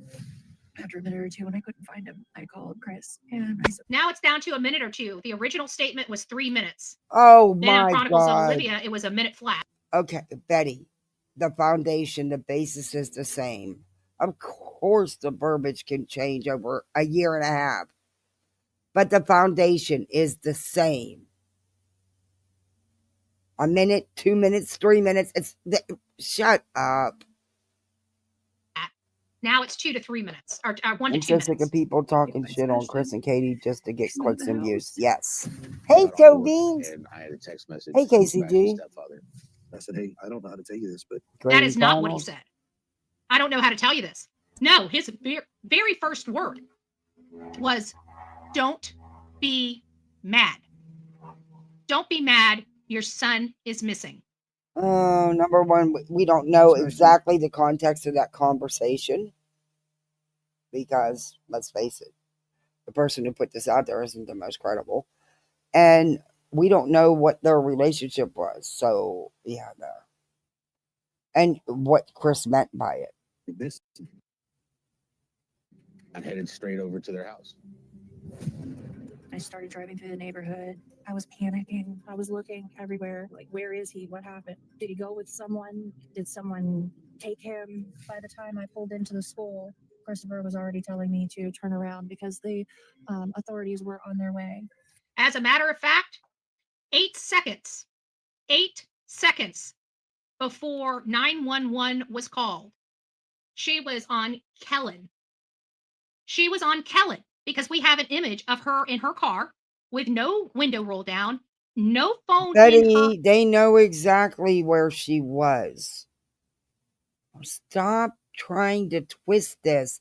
The woman went looking for her son. Her husband was on the phone with her and let her know that law enforcement was on their way to go back to the house. That is what she did, Betty. That's it. That's all. You're always trying to spin it to make it what it's not. Just for your clicks and views, because let's face it, Betty, you don't get them when you're not doing this bullshit. Your numbers speak for themselves. Her hand. Now, granted, she could have Bluetooth. It could have been going on in the car. But she's lying here because she says she was at the school when she was told to turn around and go home. But that is not true. She was on the road 8 seconds before that call came in her own neighborhood. So I'm pretty sure law enforcement knows that that information is inaccurate because they know exactly when she pulled into the school. They watched her drive all the way back toward Warsham's. And then all of a sudden, a minute or two later, she is flying like I hope this gets shown to the judge. Yeah. I hope this gets shown to the grand jury, and I so hope they lock you up and throw away the key, and you do the mandatory maximum. There's actual proof to back up what Katie is stating. Betty. Receipt, something you don't know about. And Betty, People are supposed to cease to exist to her. Yeah. And it's not that far of a distance from their home to the school. And if you're driving like a bat out of hell, you're going to get there and back quick. They meet in 5 days, I know. Okay, KCG. A race car driver through the school. Now, mind you, there could have been kids there, but she didn't care. Driving like a bat out of hell and back to the house. If she wouldn't have, you'd be saying, see, she didn't even care enough about the kid to hurry up home. No, there was nobody in school. The school wasn't even open at that time, Betty, yet. There was no students there. And I'm sorry, but I would have done the same thing. I'd have hightailed my ass right back to that house.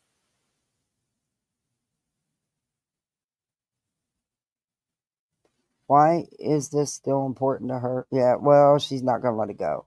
Remember, she is the martyr for Sebastian. She's doing this all for Sebastian.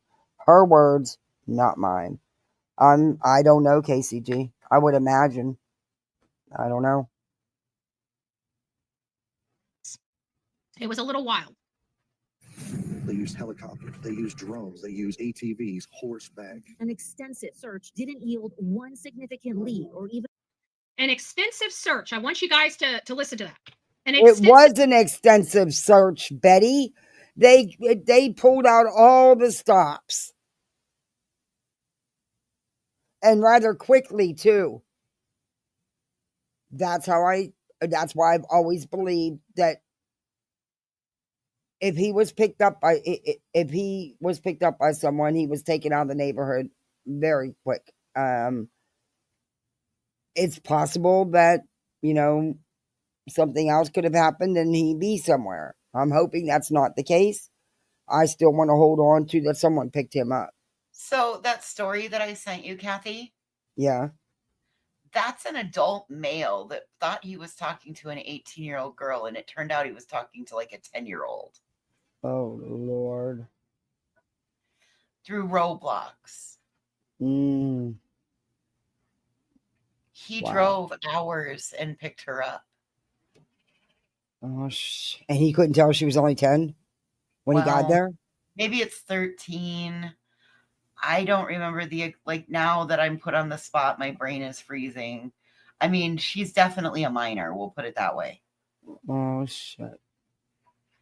And he's in his 20s, and he drove after them talking on Roblox.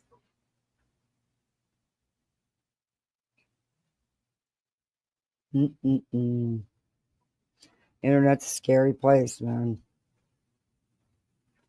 Search. And that's what I mean. I do think that he was chatting with people in these gaming rooms. That's my opinion. I've said it from the very beginning, and I'm sticking. I haven't changed my feelings on it at all.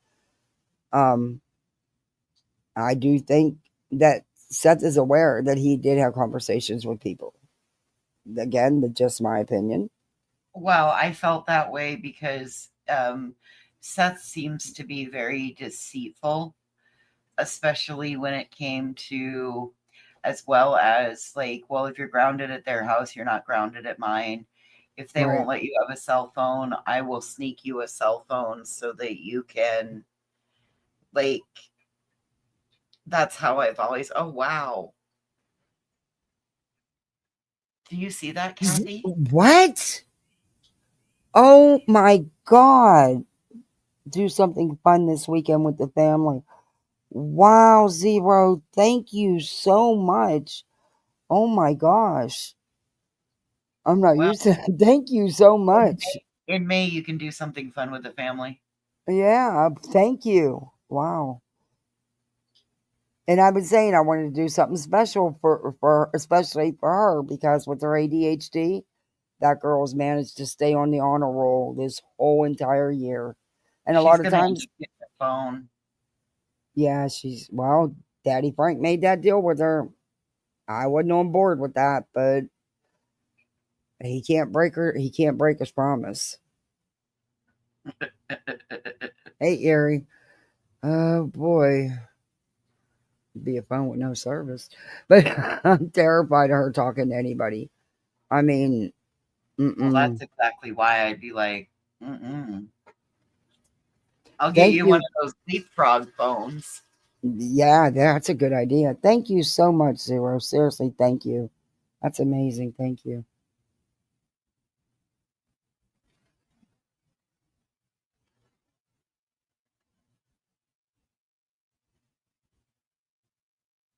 That didn't produce one single lead. Because I don't think he was there. They used drones. I think he got in a car and exited the neighborhood, in my opinion. We may end up finding out that, law enforcement ever does decide to say anything, that's most likely true. But, because I don't want to consider the other option. I want to have hope that this boy's going to come home. Use ATVs, horseback. An extensive search didn't yield one significant lead or not one significant lead. A child leaves home barefoot and not one speck of his scent left anywhere. I want that to resonate in your brain. Even a glimpse of the boy on any doorbell cam video. Days later, investigators combed through a landfill. Still, Usually I get them same wrong, man Yuri, found so I'm nothing. glad to hear that. We do not believe they found nothing. I truly believe Never did. nothing led to the whereabouts of Sebastian Wayne Rogers, exactly what they said.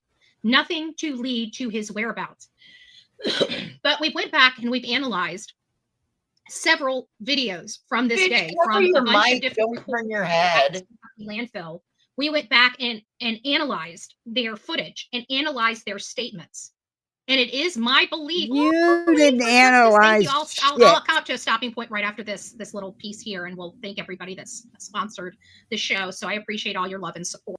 Know that 100% of your donations in this chat, as well as on the PayPal, Cash App, Venmo, and GoFundMe, are 100% going to attorney fees, and only attorney fees, because they're pretty expensive. But I wanted to say You got receipts for that? Well, wait. Yeah, we're going to need to see your receipts from your AdSense then. If you're doing that, we're going to need to see your PayPal and Cash App receipts also. They need to line up what comes in needs to go out, matching up with your attorney payments. You're going to provide those? That's what you're claiming. Mm-hmm. Receipts. here These barefoot gets picked that up. this landfill, Yeah. I do believe, after reviewing all the footage of the news reporters, that there was something that they took. They did take something out of that landfill. We don't know what, but there were items removed. Okay.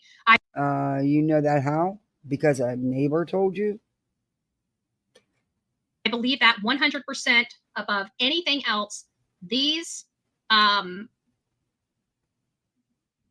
was something, I don't know what, because there was two different reporters, two different ones, that indicated law enforcement taking what they found for processing. And so that tells me that something came out of that landfill.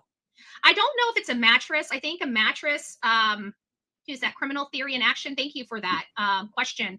It could be. Now, understand that I don't have a crystal ball. Oh, okay. In a mattress. You know where she's going, right? Hey, it's me, Amberly. You know where she's going with that. Remember how they said that she would run with that Sebastian had to sleep in the garage, and that was, where his bed was and stuff. Yeah, that's where she's going with that, thinking that was the replacement bed, and they had it planned because, little does she know that bed was given to them from a friend after the fact. And I don't know, but the way everything sounded is it didn't sound like it was a large item. It sounded like it was something smaller, garbage, like that could be bagged up. But again, I'm not out there. We don't know what they have. We do know that there was a mattress in their garage, and that alleged mattress is supposed to be for Faith, allegedly, or something to that effect. Or that was a new mattress for Sebastian's bed. Allegedly, he kept wetting. Allegedly, no. Maybe they needed to replace it. I don't know. Oh, it's a little sus to me. Tell me I don't know Bullhorn. I knew exactly where she was going with that. But I do believe they did garner something out of this, because I never understood why they didn't stay there and go through it more. And it's my opinion, they either found what they were looking for, or they thought they were going to find something else and didn't want to keep looking for it. But I'd have to believe that if law enforcement was looking for something specific. Maybe it's because they didn't find anything, Betty. He wasn't a toddler. He was a grown boy. I mean, he was not short. He was not tiny. I asked law enforcement, Betty. And they still had a mountain of stuff to go through. They would have went through that mountain of stuff to find that something. So by them being done after day 3, I feel like they found what they were looking for. I'm sorry. I just do. We have nothing. We just have speculations. We get criticized. The father. There it is. There it is. There it is. There's what? We have a man that's more focused on himself and his wife than anybody else. Huh? It's like every single interview, they forget they have a 16-year-old talking about. All he said is we have nothing. We have speculation. We get criticized. What are you Father talking gets about? criticized. It's the truth, Betty. It's a, oh my God. Boy missing that's been missing for over a year, and God knows what he's going through. But good God, this man can't get off the fact that the whole world thinks him and his wife are guilty. Well, if you didn't What act are like you this and didn't make it talking about yourself, about? maybe the public opinion might be different. That But has continuing to do nothing to do with it, Betty. He was answering questions, Betty. You've the same things over and over again, that is the reason why we think you're the guilty as shit, or they're guilty as shit, right? They keep doing it over and over and over again. This is not about them two. This is about this boy right here. And every opportunity. They've never made it about themselves. They've always put Sebastian first. That's why they're not out here doing this shit. They've kept him in the forefront, unlike the green team, Seth's team. Y'all some greedy bitches. It's all about your all's pockets at the end of the day. Sebastian has been so lost in this with you people.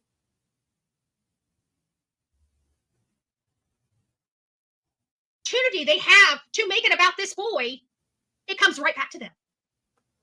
Right back to them. Never flipping fails. Right back to them. It's sick. To me, this is sick. They can't figure out why everybody is looking at them like a suspect. When every time they open their blessed mouth, it's about them. Nobody gives a shit about them. We only care about the 16-year-old boy that's missing. No, you don't. You only care about your greedy ass. You know, your white-breaded ass, as you call it. That's all you care about. You care about your clicks and views. If you cared anything about this child, you wouldn't do none of this shit you're doing. None of it. You wouldn't be out on $20,000 bond, facing criminal charges, possible jail time. In my opinion. Let's bring him home before we worry about military trained parents' feelings. Darby. Okay?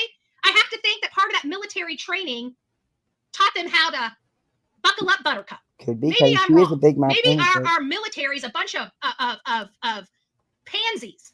Maybe that's what it is. Maybe we spend billions of dollars a year to teach men and women. This is one of the nicest compliments you're probably ever going to get. Betty, listen to yourself. You sound like a damn peacock. At least they picked a pretty bird to tell you sound like. To be pansies. Maybe that's it. Oh, maybe. boy. I don't know. We'll see. Let's listen to it become. This is an advocate, people. This is who claims to be an advocate for victims and their families. My dog is snoring away. Oh, my God. Instead of it being about Sebastian. Now, remember, this is the missing person case of Sebastian Rogers, not the whiny, complaining parents about their feelings. But, you know, when it comes to PUF. And Seth hasn't got up here and why? Oh, my God. They've kept it about Sebastian, Betty. That's why, like Christopher Proudfoot, it's all about his early feelings. Still saying they have found nothing. Here we go. We have nothing. We just have speculations. We get criticized. The father gets criticized. Why does the father get criticized, Mr. Proudfoot? I'd like him to answer that, but he probably won't. I bet you none of the creators that he talks to or speaks. The father gets criticized because of the father's own behavior and actions and words. That's simple. It's about. Well, ask him that. Why is Seth being criticized? You want to know why? Because these two people you see on your screen right now decided to lay in bed with felons and drug addicts that like to protect guilty parents. Why would two parents that are missing a child go to content creators that protect bad people? Does that make the whole world think that they're innocent when they go and lay in bed with the ugliest, most vile creatures on these streets that don't mind wielding their criminality toward judges, toward people, stalking people, ripping their lives apart? These people brought those people into the world of Seth Rogers. Because what? That's what the green team's been doing all along. Yeah.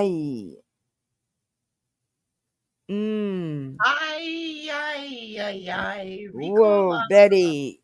Yeah, this is okay.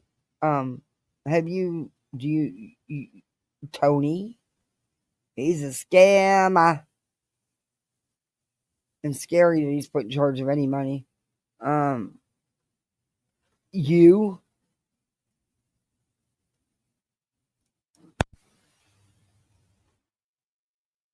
And all the other Nick? All the other slime buckets he's brought in. Are you kidding me? Because of their feelings, because everybody's looking at them. Let's listen to their feelings again. Why not? We just have speculations. We get criticized. The father gets criticized. Law enforcement's been criticized. And that's all true. Online sleuths are really analyzing videos and creating their own theories. Sebastian is putting something. And there's nothing wrong with what Christopher just said. That's not making it about him. He's answering the question. He's talking to the reporter. And everything he said is true.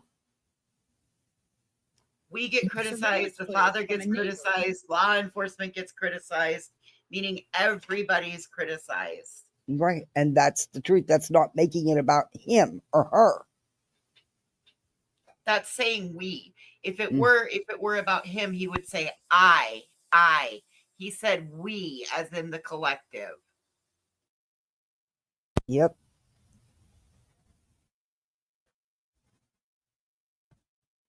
Man, that's uncomfortable. I don't know why. Outside of Sebastian's house that night. Boom. No, and it doesn't. She's absolutely right. No. Happened. No, she's not. Tonight marks 1 year since Sebastian Rogers disappeared near Beach High School in Sumner County. My life is not the same without my son. Oh, you mean out of all the crap Seth is going through, he's not talking about his feelings? Seth made his own bed. Yeah. Yeah. For him, in my opinion, it's not about Sebastian anymore. It's about all the attention and, let's face it, all the funds he gets. But mostly I think it's about the attention. And then Tony and them came about, and it's even more about the money, in my opinion. Not talking about social media's criticism of him. We've listened to him be put through a meat grinder, a lot worse than the parents we suspect of doing something to this child. I can guarantee that. Yet he hasn't brought up one thing he has gone through searching for his son, even though we've watched it unfold here on social media. You don't hear him talking about himself or his freaking feelings. I like Christina too. But you don't hear Seth talking about or getting in his feelings. Only the military trained pansies. Only the military trained. He's not in his feelings. He's telling the truth. The military, those two people are. He's not in his feelings. He's telling the truth of what is happening and what has happened out here. Every bit of that was the truth. Tonight marks 1 year since Sebastian Rogers disappeared near Beach High School in Sumner County. My life is not the same without my son. He's not here, and he's somewhere. Yeah. We just heard his statement. Now let's go back to mom and dad's statement. Let's listen to their statement compared to Seth's statement. We have nothing. We just have speculations. We get criticized. The father gets criticized. Law enforcement's been criticized. Online sleuth. All right. So now let's go back to the father. Okay, you're talking about two different interviews being done and different questions being asked. You're taking it out of context and twisting it, Betty.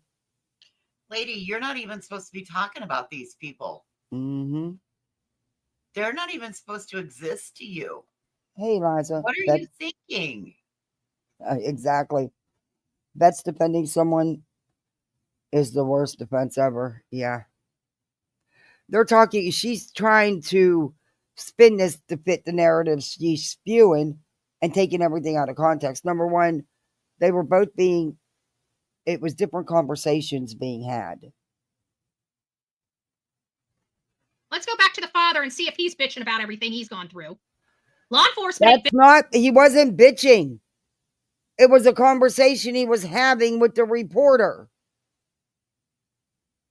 with the interviewer. He was telling exactly what has happened. He wasn't upset. He wasn't angry. You know, he wasn't putting on a front or trying to put a show on for the camera. Bitching about what they're going through. Seth ain't bitching about what he's going through. Hell, I'm not bitching about what I'm going through. Oh, you always bitch about it. What are you talking about? And Seth got you and Tony and Griftum and Spanky to do his bitching for him, but he does his own.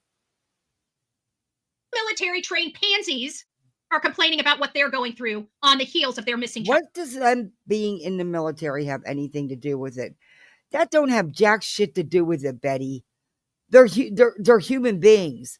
Your child goes missing. It doesn't matter what your training is. It's going to wreak havoc on you. You stupid cow. Stupid cow.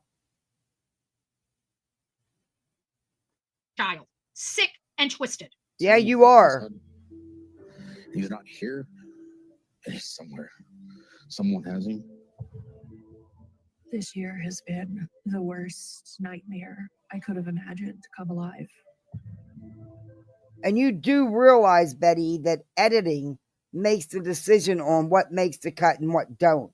You have no idea how long the interviews were, what production set up for her to do the pictures and stuff like that. That's all production, Betty. The same thing with Seth and how he tried to have a production out of the 4 times he claimed to be searching for his son. But really, it was nothing but record me, get pictures. Stop it. Even the boat thing was a setup. Stop it, Betty. This was done by legit people. Just whoever has him. Hey, Mahari. Coming back. It's my son. Never once heard those statements ever come out of the military trained pansy's mouth. Again, why are you so hell-bent on military training? Has nothing to do with it, you dumb cow. And they were at different parts of the interview. Production will determine what is aired and what is used and what is set up. Miss, you've been in so many documentaries, right?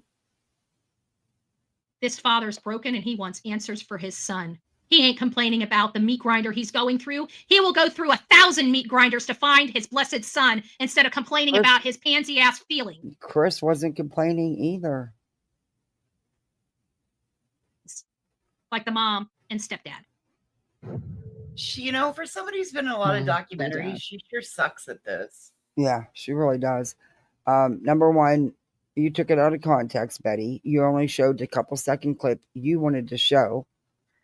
There was a whole interview. Unfortunately, it goes through editing, and you don't get to see everything. Hence is why they only show clips, Betty. Number two.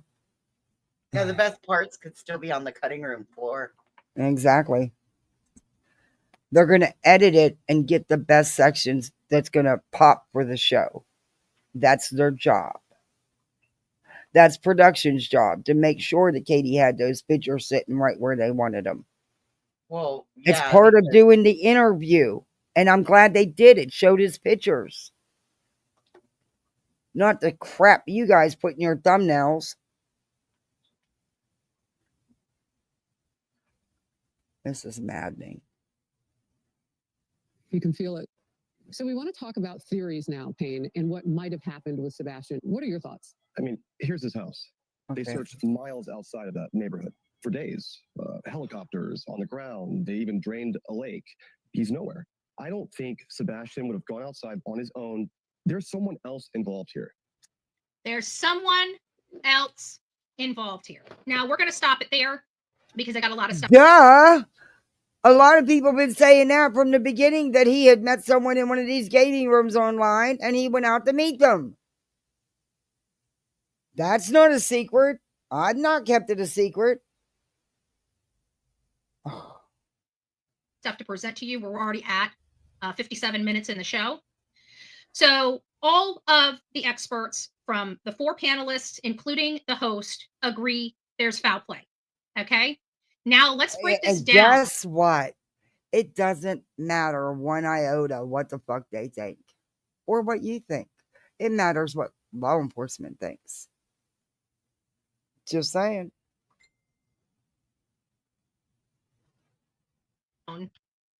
To the foul play element.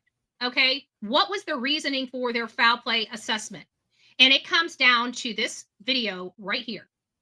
You guys may recognize this video. This is the lights video that was produced by Nick Barris on It wasn't the produced. 14th of March, 2024. So to speak. This is why people believe there is foul play. No. Now you got to remember that was recorded on a cell phone on top of another phone. It's a very bad video. You can't tell what anything is. And that's why they didn't harp on that. Did you not pick that up, Betty? They can't be for sure what they saw on that video either. None of us can. I wish it would give clues to who it was, but it doesn't, Betty. Because you can't make shit out.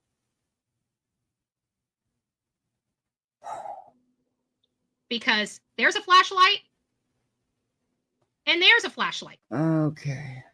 Now, these 2 flashlights go to a vehicle that was on the corner of Stafford and Kellen. Now, this car, in my opinion, willfully. Oh, thank God your opinion don't matter, because from what I understand from SF, is the car in question was actually an Uber driver. I don't know, though. I could be wrong. I could be mistaken. There's been so much said, but I'm pretty sure he said it was an Uber driver. And deliberately tried to stay out Mob of the crew, view yeah. of Hey, any Tammy. cameras. The camera on the outside of the house that they parked on across the street, they kind of parked closer to Kellen. Why? Because they were an Uber driver and they were picking up their customer. I don't know. That could be the reason. Seeing as how that it was supposedly an Uber driver. I mean, I don't know. You tell me, Betty. You're the one that does deductive reasoning, right? Okay. There was an exterior camera that pointed to a boat. Oh, the paper boy. That's right. That's right. And yes, people use their cars to deliver papers, Betty. In this day and age. Believe me, there's not many routes that people are all going to. No newspapers. But yeah. Anyway, they're all going online. But yeah. See, Ben, it could be the Uber driver, the paper boy. You know, there was a neighbor taking out his trash. That's what, you just don't have it to back up what you're saying, Bex. Of this particular house. These people were concerned about their boat. It seemed like their boat is valuable to them. They put a camera up and pointed this camera right at their boat. It was to monitor their boat. And now, granted, it did get a lot of the vehicles that they had in it. Shit, I'd be putting up a camera to watch my boat too. They're not cheap. Especially if you got a nice one and you want to take care of it. And people like to mess with your shit. We're not allowed to keep them in our driveways here, though. We're allowed 72 hours. And if it's not moved, they start fining you every day that boat sits in your driveway. So you have to pay to store your boat or dock it. But yeah, I know. We used to have one. Anyway. But one thing you don't see from the angle of that camera, I've seen the camera myself. I videotaped the camera myself. And it looks like it's like a camera about this long. It's attached to the side of the house. And it comes out and it kind of angles down at the boat. So it looks like the direction is straight. It doesn't look like it has any preview around here, but it does.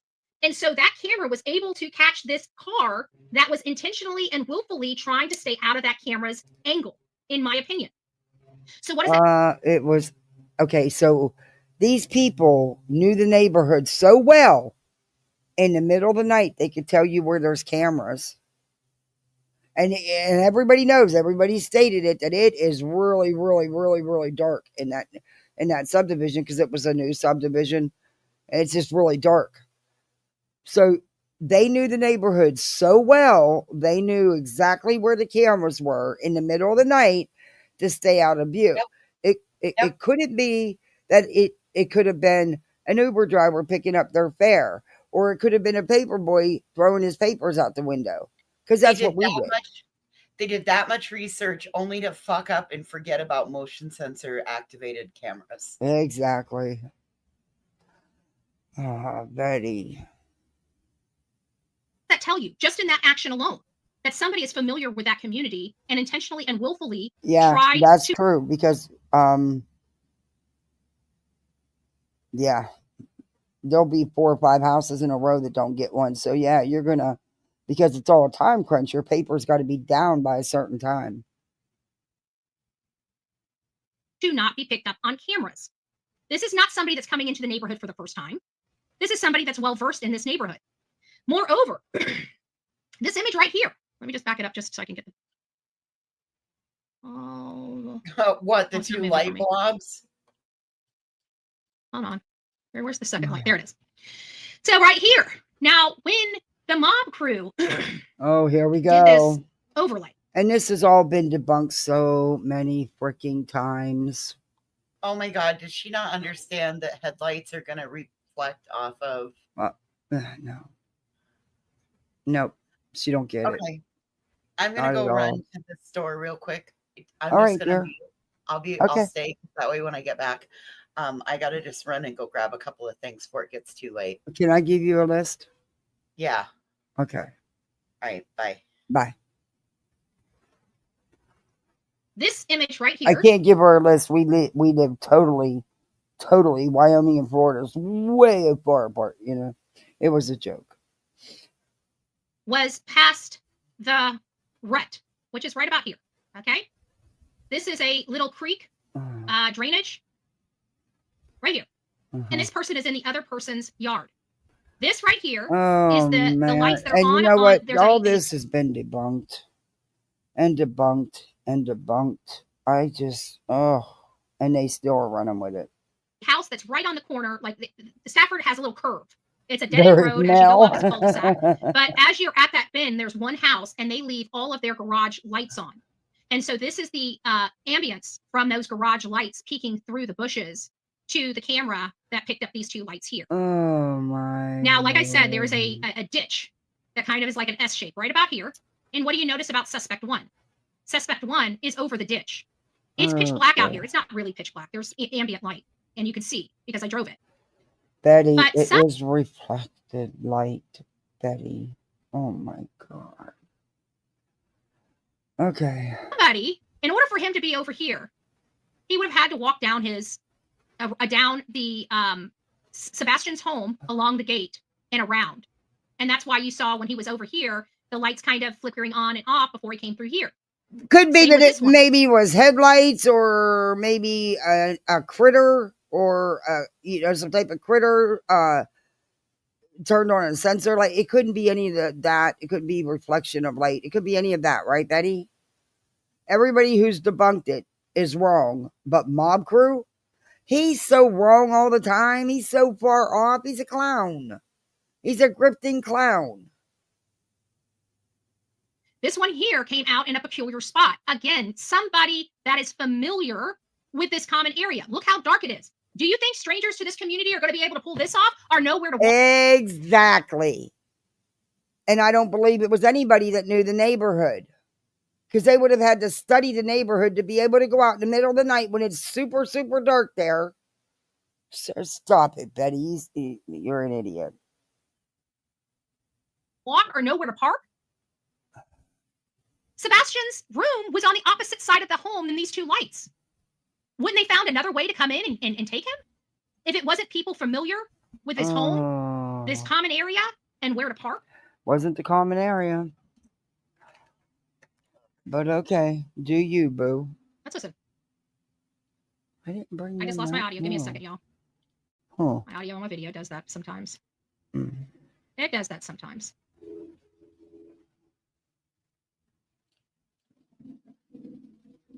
Two lights, looking at the road. Well, one light was looking towards the driveway, but the floodlight obviously was facing more towards the street, which I think. And you've been debunked, Mob Now, Crew. I want you to think about this. This car was parked right about here. Excuse me, I'm up too far. Right about there. Okay? This car and was he didn't intentionally like it to Clue and Cletus and Steven debunked his ass. And the SF debunked his ass. trying to stay away from this house's camera. How would some stranger know to park here? How would some stranger in pitch black know that this right here has a camera angling this way? They thought this camera angling this way, they were out of the view of that camera. What about all the cameras with motion sensors on them? You're an idiot. Being here. Just my opinion. And I think then that changed the plan.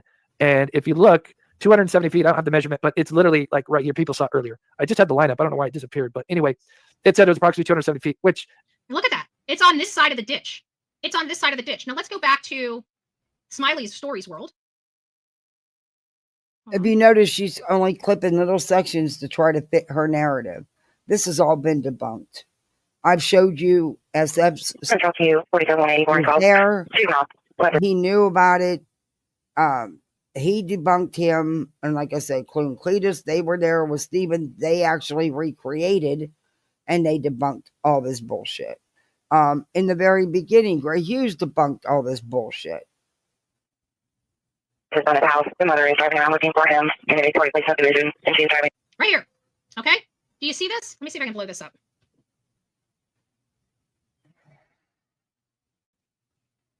So the only way you can really get past that without jumping through the ditch is walking down their fence right here and behind it, through the trees.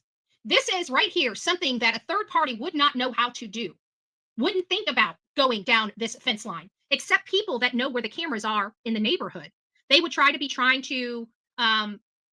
themselves off cameras. So you're saying it was someone in the neighborhood, but yet you people went all over it when people brought up the possibility of, you know, just the weirdness of Bobby and her sons and everything.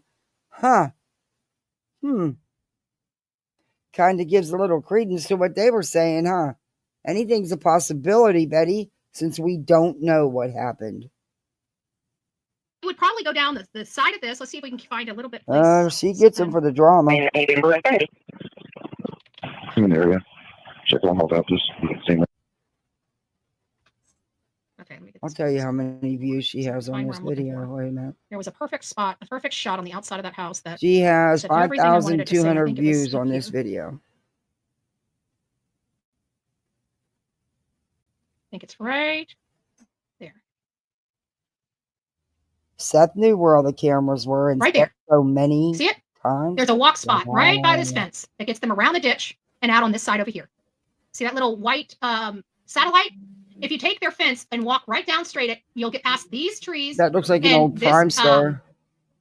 Whatever it's Or called. You know, Direct the little TV. tube that comes out of the ground. Culvert. The culvert. So you got a culvert here, a ditch They that don't use kind of runs ditches through the backside anymore. of this property. And the only way you can really get down it without having At to jump least around in here. is walking down this fence line around these Yeah, trees. And he once is you're their around the trees, you're on the Mob Crew is their expert. They just think the sun. Hey, BJ. They just think the sun rises and sets on him. And everything has been debunked so many times. other side of the ditch. So tell me, who do you know that would know that? I didn't know that until I looked at it, but I was looking at a different angle because I thought they came out on the other side. But now I really truly believe they got on this side somehow. And it always makes me wonder if that secret door has access to the inside of their home, say in their master closet, because it is a big crawl space. That is a larger crawl space. Most crawl spaces are like a 12 by 12. This one is like, I don't know, like 18 or 20 inches by 36. You're right. If you ever I mean, it's a large experienced door on the side of their crazy, house. you know it. And I keep wondering, some people have crawl spaces. The majority of people have crawl spaces with access to the inside of their home. And I've always been trying to figure out how they got on this side of the house without walking around the front, because there's only one gate that I can find on this fence, and that's over by where they park all the vehicles. This side doesn't have one.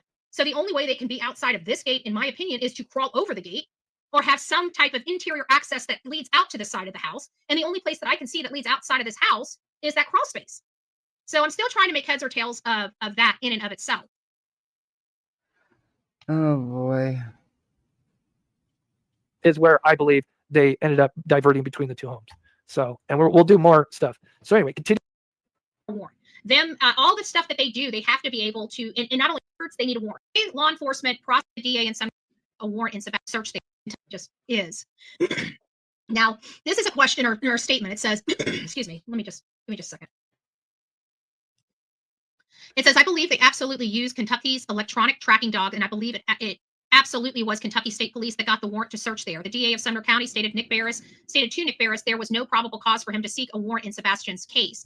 That means that the DA did not seek warrants for anything in this case. They had to ask the police in a different state to get a warrant to search the landfill because the DA in Sumner County did not seek any such warrant. I'm not sure if I believe that, because the way law enforcement processes information and the way they have to do it is them pulling phone records. They need a warrant. They need a subpoena or a warrant. Them, all the stuff that they do, they have to be able to, and not only that, but the standard protocol, even when they go into the house and search and have the parents, allow them to search and sign that form, they still work behind the scenes to get a warrant to search that home. Why? Because the parents at any time can stop been to that Tennessee search. ever. And so He's a they moron always from want you, Utah law who enforcement, worries the every attorneys, day. the state prosecutors, they all Be want you homeless having search again. warrants Oh. and subpoenas to get the information so they have a paper trail I for don't- the information. I don't know any law enforcement agent that can just go in. I don't watch them. And I watched other people debunk him, though. And I've seen him on other channels, but I specifically don't go in. I kind of figured he was nothing but a grifter. Just from my take on what I've seen of him. Into a landfill and search it without a proper warrant. Even if they were allowed to go in, they need a proper warrant. There she is. I actually have you up. Where are you? There it is. I was going to tell, it's already up, as I was going to talk about you today. Medic bike. I don't know how that's why I told you, if you're supposed to take she said, take your medication. Oh, just FYI, but we're glad that the people in the chat is a much love to you and everyone for sticker. And this is a great segue for me to stop and thank all of the people in the chat. Holly S., thank you for the super. Thank you. Melanie, whoever received that BullhornBetty membership, grab your straight jacket and your padded room. Oh, that's no Marisha, joke. application. We can always use good law enforcement. To give away all of Sebastian's underwear. He must have given his away as well, leaving only Katie's underwear available for him to wear his cheeky boy shorts under his jeans. It's a little weird, but hey, people have weird fetishes. Men like to wear women. What are you talking about? You're not funny, Betty. You're fucking gross. Why are you so worried about people's underwear? You've been asking people to send their dirty drawers to you and shit. You just really obsessed with Chris's underwear. That's creepy, dude. Underwear and act like a hard ass and get the ladies' underwear's picture. Oh, I wish we'd get the rain. I hear you, BJ. We need some so badly. But we get that down here in Central Florida a lot. We'll get all the hoopla, but none of the rain. We'll get the cloud darkness, we'll get the thunder, the lightning, but then the rain never shows up. Or if it does, it's like 30 seconds. It doesn't even, the ground doesn't even know it got any. It's crazy. I'm not going to tell anyone, except the whole world, especially if you're missing a child from your home. Betty, the whole world, thankfully, doesn't watch you. You're going to be your own demise. I see it happening. You are slowly tanking yourself. Keep running that trap, Bets. It's going to get you in a 9x9. I got to be honest with you, Betty. I wish they would have shown more of Seth. My heart breaks for him. I agree. I wish, to be honest with you, I know Seth is innocent in all of this. I want to see more Chris and Katie. I want to hear more of their statements. I want to analyze more of their statements because I know that they have leaked something valuable out there to the people. Chris is too much of a hothead, and when he is on a roll, especially when he's angry, we need to find all those videos. If you find a video where Chris is losing his shit, send the URL to me, the full URL to bullhornbetty@gmail.com, bullhornbetty@gmail.com, because it's in their frustration. It's when he allows himself to lose all control of himself. That's when we're going to get the pay dirt. That's when we're going to get the pay dirt.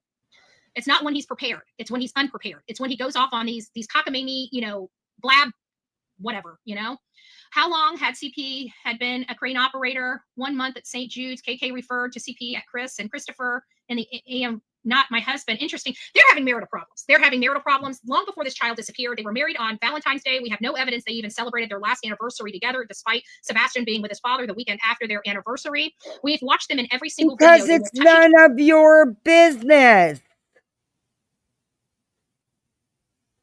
other. The only time Chris looks at her way is when he's side-eyeing her, like I showed you there. You can go back and check all the other videos to confirm the information I'm saying is true, accurate, and correct. He is always side-eyeing her when she is speaking. He was not even looking sideways. He was looking down, Betty.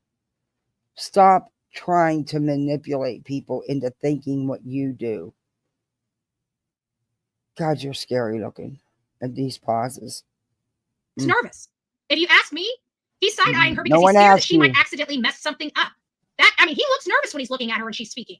But you never see them console each other. You never see them hugging each other. You never see them outside of the hands video and that monstrosity that Holly Thompson tried to put together as, them holding hands at the end. It was so staged. And why Holly Thompson would do that, I don't understand. But she had to put that in there to help them. And I think anybody that's going to help these pieces of garbage are not good people. Okay, I don't really care for Holly Thompson.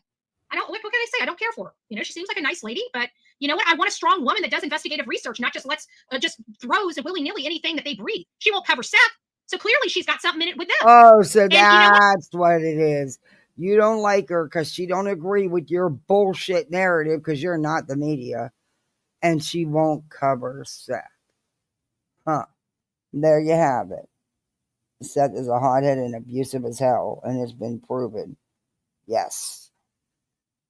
But I also find it funny that she's BFFs with Judge Ron Blanton. Seems like this whole network of people surrounding the Proudfoots. Nothing to see over here. No corruption whatsoever. No, none. Okay. So they don't touch each other. They don't It's console a each other. small area, and so what if they know each other? That doesn't prove corruption. You've never been able to prove any corruption, especially with yourself. You're the corrupt one, not them. The only time Chris You're talks about his morally wife corrupt. and his You're stepson is when bankrupt. he's trying to possess them, when he's trying to have the control over him and over them, in my opinion. This is the breaks, says, and familiar with the exits out of the area with no camera. Great perspective. Outer Banks gifted 5 BullhornBetty memberships. If you received your BullhornBetty membership, coffee glove, aboard. Good grease, right? I feel like Army, good morning, country. And I missed Veronica. Well, good morning, Veronica. And the other stories change. We all the way home. Yeah, I know.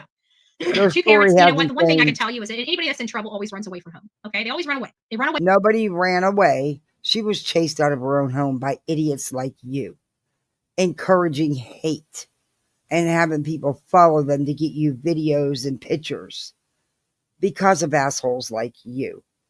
She didn't run away. They've stood their ground. That's why you're on $20,000 bond, because they've had enough. Everybody's had enough of you. Away from their problems. And who has ran away? We've had Katie run away from home. Chris ran away from home. Hell, we even had law enforcement run away. We sure did. We've had law enforcement run away. Sumner County, in my opinion. Until I see something. They haven't ran away, Betty. You got charged. You got arrested. I'd say they're doing their job quite well. They have pulled out all the stops looking for Sebastian. That you can't argue with or disagree with. There's a lot of missing kids in that area that could, their families would love just a little bit of that attention. I'm going to say they ain't doing shit, because from where I'm standing, they ain't doing But shit. no, most We're of them here. are persons of color, so you won't give them the time of day. They're not a cash cow for you. Almost 15 months later, and we have not had one single independent search in any other location for Sebastian Wayne Drake Rogers outside of the piddly week they gave this poor boy to search for him. Nothing. Oh, we're going to the investigative side. That's law All enforcement. right, well, where's the search? Sebastian still isn't found. We expect that by at this point. And where is the dad and all his searches and all his support? Sebastian's army. Where's the searches you guys are doing? No, you do meet and greets and go out and party. Yeah, right. Meet and greets, Okay. news, opportunities, and parties. So I might have screwed up because I don't think I got anything that was on the list, but I think we'll enjoy the meal that I got. Okay, because I really didn't want to have to cook today. I asked my dog to, but he looked at me and I said, "Mom, make my dog food." You believe I gotta make dog food again? You'd have. But I got chicken tenders, deviled egg macaroni. how am I not surprised? Did you get a sweet potato? No, I got cheese curds instead. Cheese what? Cheese curds? Uh-huh. Okay. Data, maps, and you'd have some isolated areas that law enforcement should want to check at this point. And we've got a big old fat zero from them. We've got them hiding, we've got them lying, and we've got them doing the bidding. They're not hiding. They're not lying. They've made it clear that what info they do have, they're not releasing to the public in an active open investigation. They've made it clear there's no foul play suspected concerning the parents. They made it clear that they will not come out without updates. There's nothing to update, Betty. Not hiding, doing their jobs. But I'm going to back this up because of what she's getting ready to say. Maps, and you'd have some isolated areas that law enforcement should want to check at this point. And You have no idea what law enforcement's doing. We got them hiding, we got them lying, and we've got them doing the bidding of Chris and Katie Proudfoot. Wow. Chris and Katie Proudfoot. Do you think Sebastian has a chance in Sumner County of being found with this type of work and work ethic? They bombed the case. They bombed the case. I was right in my assessment about this crackpot freaking law enforcement body.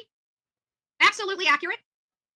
They have done no press conferences. They told the entire world and their community to kiss their ass. They don't have to answer to anyone. They did not. That's your words, not theirs.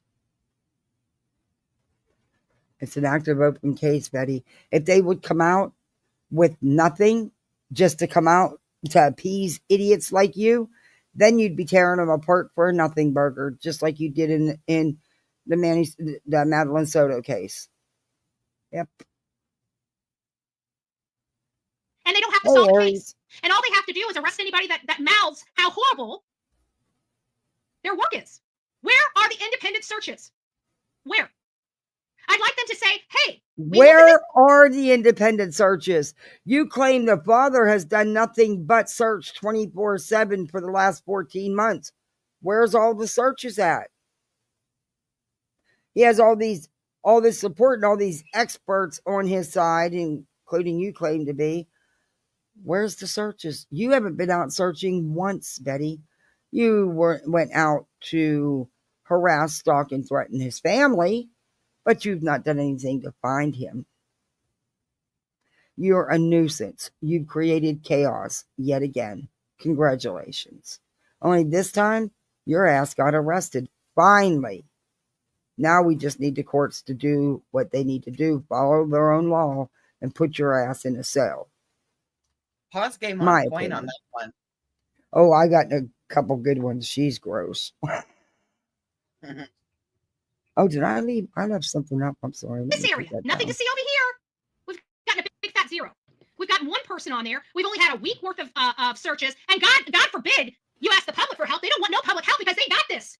They got their broom and they got the rug lifted up and they're just sweeping it right up under that rug. That's Sumner County. And I'm not going to believe otherwise. Because they have done the You're just mad because Sumner County arrested your ass. But the thing is, Betty, you broke the law in their county. You violated a court order. You deserve to be arrested. Can't be mad at them for doing their job. You know, the one you said they don't do. They sure did when it came to you, huh? For these nasty ass people, they have failed to arrest him for the clear abuse to this child. And they want to arrest anybody with a loud mouth and a bull. What clear abuse? What clear abuse? Betty, I think you'd be needing another meetup in the Chili's parking lot. I think you are so frustrated. And I think you need another meetup. Hey, can you give the man back his favorite pork this time? Because according to you, that was the ultimate favorite pork, the only thing he liked to eat with. And you have it. Ugh. Maybe you should give that back and you might make him happy. Or maybe find another Chili's hookup. I don't know. But you really need to visit the Chili's parking lot again. But they don't want to do their flipping job. Eddie needs laid. She sounds very frustrated. Go to Ruby Tuesday this time. You feel me? She's always been a criminal. Yep. We're going to keep exposing them. And I don't care if they have to bury me under the jail. I'll dig my way out and we'll still keep exposing these MFers. Get off your ass and start looking for Sebastian Wayne Drake Rogers, Sumner County Sheriff. That's the message from the BullhornBetty channel. Come get me. I'm in. Guess what the message is going to be from Sumner County? Put your hands behind your back, please. You'll be told when to take You a have the shower. right to remain silent. Anything you Mm. say can and will be used against you in a court of law. You also have the right to an attorney. Should you not be able to afford an attorney, one will be appointed for you. At the taxpayer's expense in the county you can't stand. Do you understand these rights as I have just read them to you? Her answer is no. Florida. I'm pretty sure there's an arrest warrant being typed up as we speak because I think Sumner County is a joke. I think it's a joke. Thank No you, one Debbie, cares. for the super sticker. God bless you. And our beautiful Lady Roses. Thank you, thank you, thank you. Shoot, hold on. I thought we were done. We sticker. God bless you. Access and was hidden exactly where the gate is. But there's not, they climb over the fence. Did they go exit out behind her work truck and walk around that way of the fence? Which is possible because there's a big, huge area there that, a large riding lawnmower can get through between their gate and the neighbors behind them gate. There's a big old walkway there. So, yeah. Do not there's collect also $200. that secret door. And I keep wondering about that secret door. Does it Oh, got, the like, I'm always secret ready to go door. pull building plans just to see if they have access to that because it's driving me that crazy. I'm going nuts over this. Like, I want to know how they got on that side of the house. It's on the opposite side of the house of Sebastian's room. It's on the opposite side of the house. It's actually, I think So wait a minute. Yes. They're claiming there's this secret door, but nobody knows if this said secret door even exists. She wants to get the building plans to find out if they had access to said secret door. What?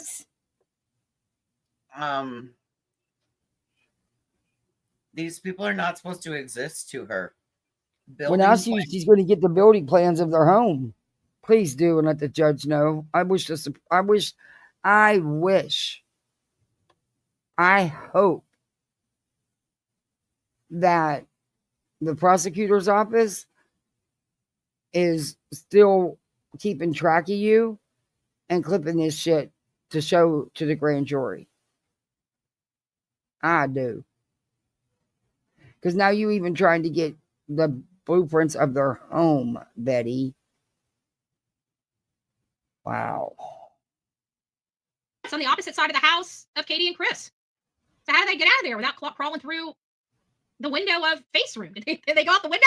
I don't know. I'm sending you what I think is a very important email about the thing CP said about him making Sebastian wear pull-ups. Love. Okay, he didn't make him wear pull-ups. Actually, it was the school counselors that had suggested that because of the situation and the accidents that Sebastian was having. What choice do you have when you have a 15-year-old who you're having behavioral issues with, severe behavioral issues, and Seth was well aware. And that's what he's choosing to do. You use incontinence briefs, Betty. Because maybe it was more than that. Maybe it was a medical reason. We don't know. We weren't there. I think it was more a behavioral issue, but that's just me. Thank you. Oh, thank you, Alicia. Big hugs and kisses. I hope you're doing well. And this is a big shout out to all of the people that send me emails every day in this in this case. If it wasn't for all of the questions and oddities, I'm not sure that that's where you get your content from. You run with the gossip. You run with the rumors. You don't run with facts. we would be where we are, honestly. Okay, so here's another one of the mob crew. I don't remember what this one was about, but we'll go ahead and pull this one up here and see what this one was about. I know it has something relevant to the show today. Still got a lot more to go through, guys. Teenager Sebastian Rogers. Sebastian Rogers was last seen on February 20th with. I'm going through this. So I think that was where it was. Let me skip. Certifications come at that. And the same goes to the stepfather, Christopher Proudfoot. I am not at all saying that not a SAR. Same images over and over again. It looks like that horrible content creator Okay, are the cameras? The lights from inside. There's the lights, the ruckus. Hold on, let me shut this off real quick. It's not. Garage lights. There's not Those a are garage lights. ruckus. Now, you guys remember that ruckus These video? have been debunked and debunked. Oh dear Lord. That horrible content creator, Gaping Lake, put out, and she did it for clicks and views. And it's like, oh, don't you see it? They're moving something. And when you watch it, it's just the same images over and over again. It looks like somebody's struggling with something, but it's the same struggle over and over and over again. And they never move out of the light. They just struggle and struggle. And so I'm like, this doesn't look right. And so everybody's like, oh, there's no trees. There's no trees. It's at, February and stuff like that. There, believe it or not, there are some trees that still have leaves on it during February. But even without the leaves and just the sticks, there's so much wooded, like a tree right there, that camera has to go through. That with it being on this garage with the lights on the inside of the garage, so there's no lights coming from the outside of the garage to get that shadowing from people stepping between the light and the garage. The garage lights were on the inside of the garage. So the only way you're getting any movement on the outside is if the camera is picking up obstructions between the camera and the light source inside the garage. So the ruckus video is a nothing burger. It doesn't No exist. shit. It was a manifestation of somebody's You didn't think that a few months ago. imagination. That's all that was. There. So we got to turn this off. We're going to see this in a product, and then we'll get out, just walk. I was going to get out and walk. I'm glad I didn't get out and walk because of this current situation that we have now. I mean, good gracious, I would have been walking to look at a night perspective and been told I was, but I didn't even leave my car except to post flyers, and I was still accused of stalking people that I literally want nothing to do. Because you trespassed on their property. You only put your flyers up around their home to try to get a response out of them. When that didn't work, you went to the Bowersox home and did the same. They weren't home, but you did manage to find him at a shopping center, at a store shopping, and you proceeded to lay in wait for that man, and you proceeded to stalk, follow, and harass that man. We've seen it all. So did the judge, and the court agrees. Hence why you're facing charges. Oh, and because you couldn't manufacture enough drama, you lied and said people were calling your hotel room for you. And Betty, I reviewed that. The receiver was hung up the whole time. You were lying through your teeth. All we had to do was look at it. The receiver was down. The button receiver was down, Betty. Stop it. You lied. You set that up. You manufactured the drama because you couldn't get it out of them. With. And I have made that known since April. I don't even want to interview these people. They make me sick to my stomach. And they've already been interviewed by everybody and have lied to everybody. I can't stand somebody lying to me. So I'm not even going to get into that argument with them. Oh, I wanted nothing to do with liar. them. I didn't want to interview them. I didn't want to speak to them. I didn't want to see them. I wanted nothing to do with it. And of all the people Liar, pants on fire. You contacted Chris. Yeah, you reached out to him. You wanted so badly to interview them. Stop it. You would drop everything right now and run to their beck and call if they said they'd give you an interview. that want nothing to do with these pieces of shit. I'm the one that's accused of stalking them when I went out of my way to make sure I avoided them at all costs. No, you did not. You purposely. Ooh, look at that screenshot. You purposely stalked them, Betty. You printed up Chris's pictures and you took it around to businesses and you told them that he was responsible for his stepson's disappearance. Yep. You sent someone to the school, Sonia to be exact. You had them followed at church. Stop it. You have no right to post pictures of. You had no right to post pictures of someone else's child. It has nothing to do with this. But hey, Sumner County's not doing their bidding for them. Not in the least. If somebody's garage door is open, I don't mind getting in there when it's just me. Yeah, she never did anything, never went anywhere. But she's on video trespassing, putting flyers up directly around their home. Not the whole neighborhood, their area, where they were. That's it. Same thing with the Bowersox. Okay, that's it. Let me turn the light back on. Daytime view. Let me go to this one. This is the daytime view right here. Good gracious. I'm about to break a little bit there. You had no knowledge of this area. Are you going to have a good memory here? Look at their neighbors. It's obscured by any camera. Look at all those bushes and trees back there. And it goes straight down here. Okay, Betty, you're talking, what, 4 or 5 months later? Mm-hmm. There's, The bushes and trees are all green, and you're talking. I can't. Apples to this side oranges over here. now. Yeah. To this side over here. This So is this when is a she great- was down there and she tried to say the construction site. Yeah, 4 or 5 months later, it's going to be different. There's different totally. phases of construction sites. And it was a different time of day and a different season. I'm sorry. Did I cut you off? Well, one would hope the construction would progress forward. Yeah, not according to her. Great perspective right here of where those lights came out. And one of the reasons why I wanted to No, it's videotape this not. one specific area, and mind you, because I take this specific area and did a nighttime perspective, which is what mom and dad said, that this child left in the middle of the night. So it would be derelict of my duties. No, they never said he left in the middle of the night. She said she got up in the morning and he was gone. They never said he left in the middle of the night. She said she got up in the morning to get him up for school and he was gone. No one knows what time he left for sure. He was there when she went to bed. He wasn't there when she woke up. Kids run away all the time. And malpractice for me as a reporter not to want to look at the nighttime viewing. Malpractice for you as a reporter? You're not a reporter and you definitely aren't insured. I think even Nick Barris went out there at night. I wonder why Nick Barris doesn't have a stalking charge against him. Because he wasn't maybe stalking, threatening, and harassing them. News. And he's legit media. He wasn't threatening, stalking, and harassing them like you were and are still. To do with the insiders and outsiders, right? Maybe that must have to do with the insiders and outsiders that Eric Craddock, Sheriff Snuggle, Sheriff. Couldn't be that he's a local reporter, right? Couldn't be, right? Okay.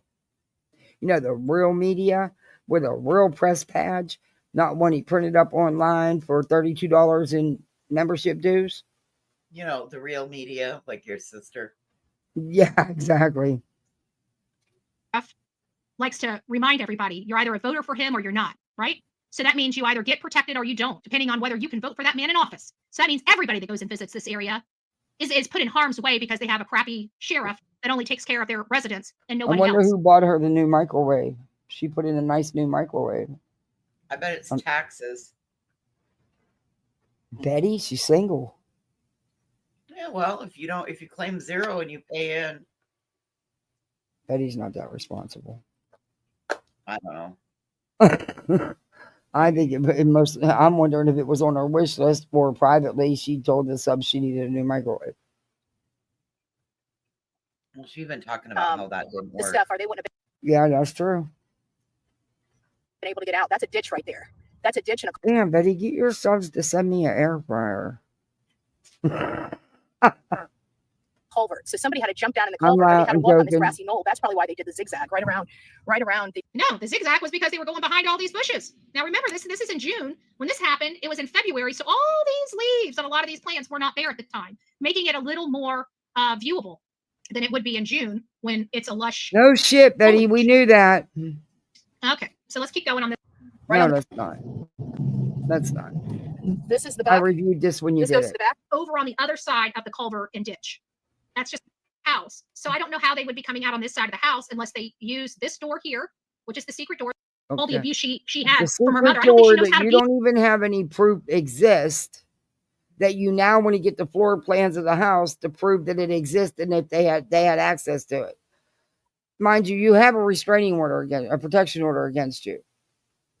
Okay. What is that? That's got to be a squirrel. It's a squirrel. Be a mother because of the way her mother treated her. I don't feel that she had any nurturing or the mother connection with Sebastian, because when she had him, most moms want to be there to hold their children, to nurse their children. She ran off to the Navy because she didn't want to have to deal with his medical problems. You lying piece of shit. And look at her face. You can tell she knows she's gone too far and she's full of shit. She had no choice but to go work and get medical coverage because they didn't have any and he needed it. Moms work, Betty. That doesn't mean they abandon their children. Moms don't have to always stay home and moms can be the breadwinner too. Why didn't dad step up and get a job with benefits that he could provide for his medical needs? Maybe that's the question you should be asking. Mm-hmm. She left Seth to deal with it.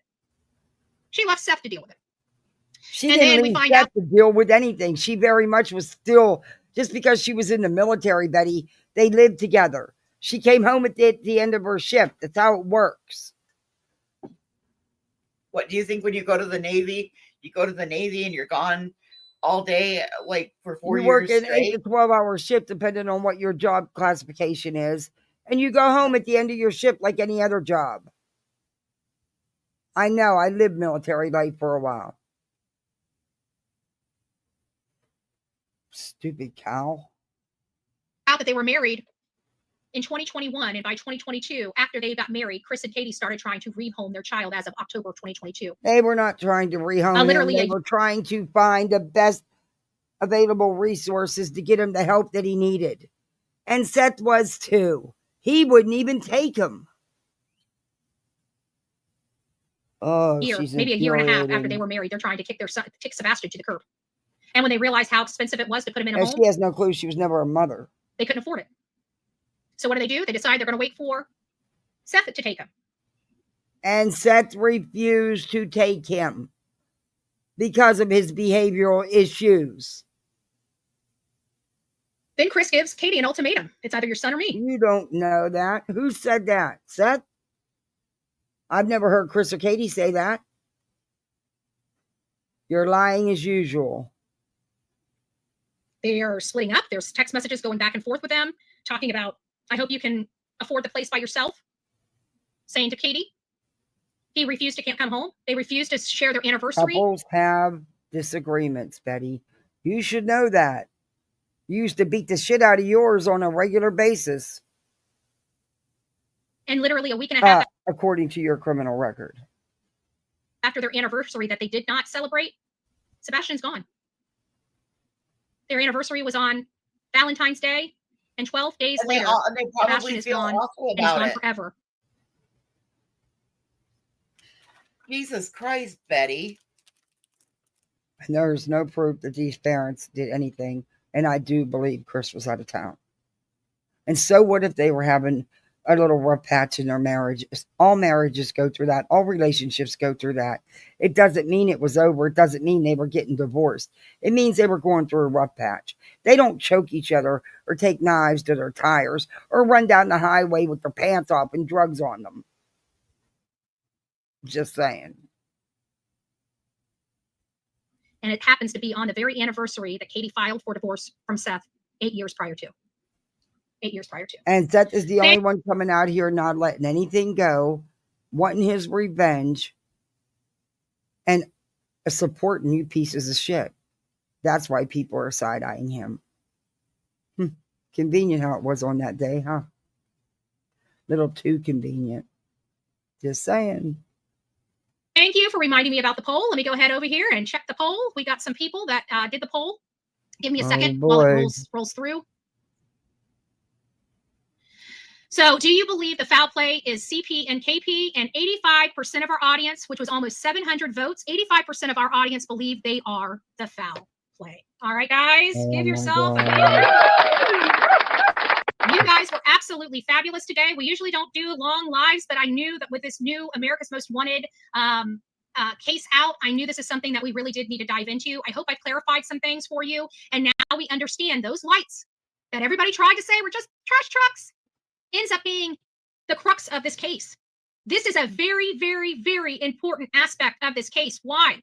Because it shows something going on outside of this house with this missing boy. And we've got two parents acting very suspect and suspicious. Let me share it. And can't keep their story together, runs away from home in the middle of searches, goes motorcycle shopping when they should be searching for their son, goes to motorcycle rallies when they should be tearing up the earth around their home to find their son. It seems like they already knew he wasn't going to be found. Oh, that's right. Chris told us on multiple occasions They will never find Sebastian. All right, guys, I'm BullhornBetty. This is the BullhornBetty Show. This is the case of Sebastian Oh Waindrake man, it Rogers. won't let me Please share don't that forget to comment video. on this live if you're on the replay crew. Don't forget to like this live. We cover a lot of different stuff. We do it unafraid. We don't care what type of Voices, can you send pushback me we get. that link on Messenger? Because it won't let me share it. Yeah, hang on. That's weird. Usually your share comes up and you can... Huh. Oh, wait, I see it. Never mind. Or did you? Oh, I can send it to you. Give me just a second. Okay. All right. We don't even care if we go to jail anymore from these Yes, yahoos, you right? do. We see what we see, we know what we know, and we know who's doing dirty and for what reason, and that includes the same sheriff's department that is investigating this case.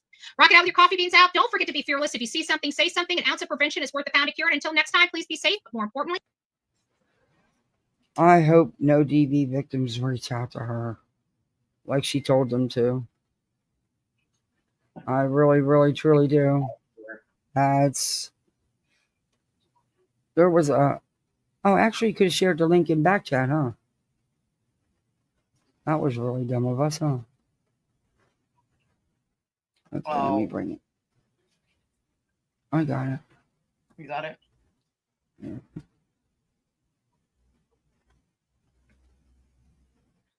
Hopefully it'll let me log in. Oh, you've got to be kidding me. Let me fucking log in. I forgot I changed my password and shit. Okay, I don't know what the hell that is. That ain't it.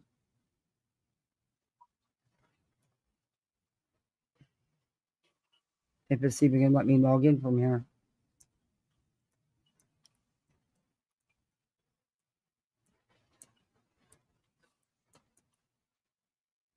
Let's see if that'll work. Why does it keep putting... Nope, it's not letting me log in. Okay, hang on. I haven't been able to log in since the last time someone tried to hack it. I had to change everything. Not from this laptop. I can log in from everywhere else. It's hard to be apart from each other for long periods of time. That explains the long phone conversations. Betty has never been in a meaningful relationship. She's incapable of loving anyone. Yeah. My husband worked out of town. We talked on the phone a lot. Oh, I believe she does. I totally agree with that, Watcher. Out of jealousy, yeah. Yeah, I totally believe that. But there's a couple things I want to show you that I have had for a while, and well, off and on. When I see a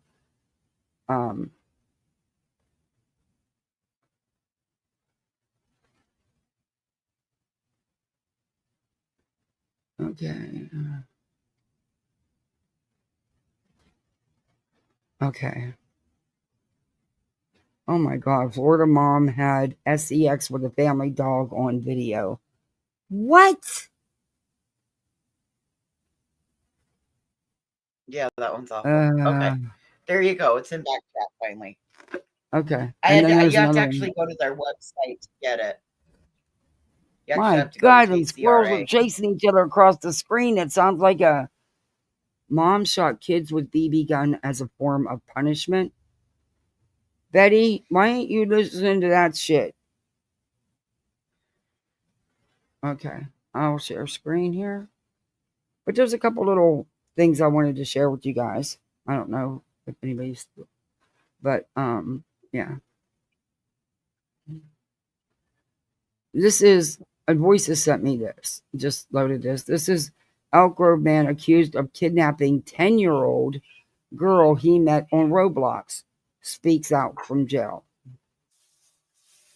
Let me get rid of that ad. Wow, them squirrels. What the hell? Okay. Oh, and it gives me an advertisement right away.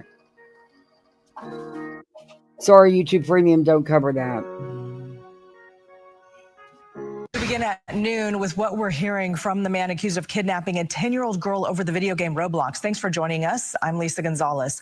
The suspect is a 27-year-old man named Matthew Navel. He's giving his personal firsthand accounts from his perspective after being accused of more than a handful of felony charges, including kidnapping and committing sex acts with a minor. But he claims he didn't know the girl's age until he was arrested. Navel says he and the child spoke online and they had been speaking since March. She's also claiming not to know the age of the girl. Navel says he drove from Elk Grove to Taft, an approximate 270-mile journey, to pick the girl up at 1 o'clock in the morning on April 13th. That same day in the afternoon, police found Navel and the girl at a strip mall near his home in Elk Grove, where officers arrested him. He spoke with our NBC affiliate in Bakersfield. Take a listen. They asked me if I wanted to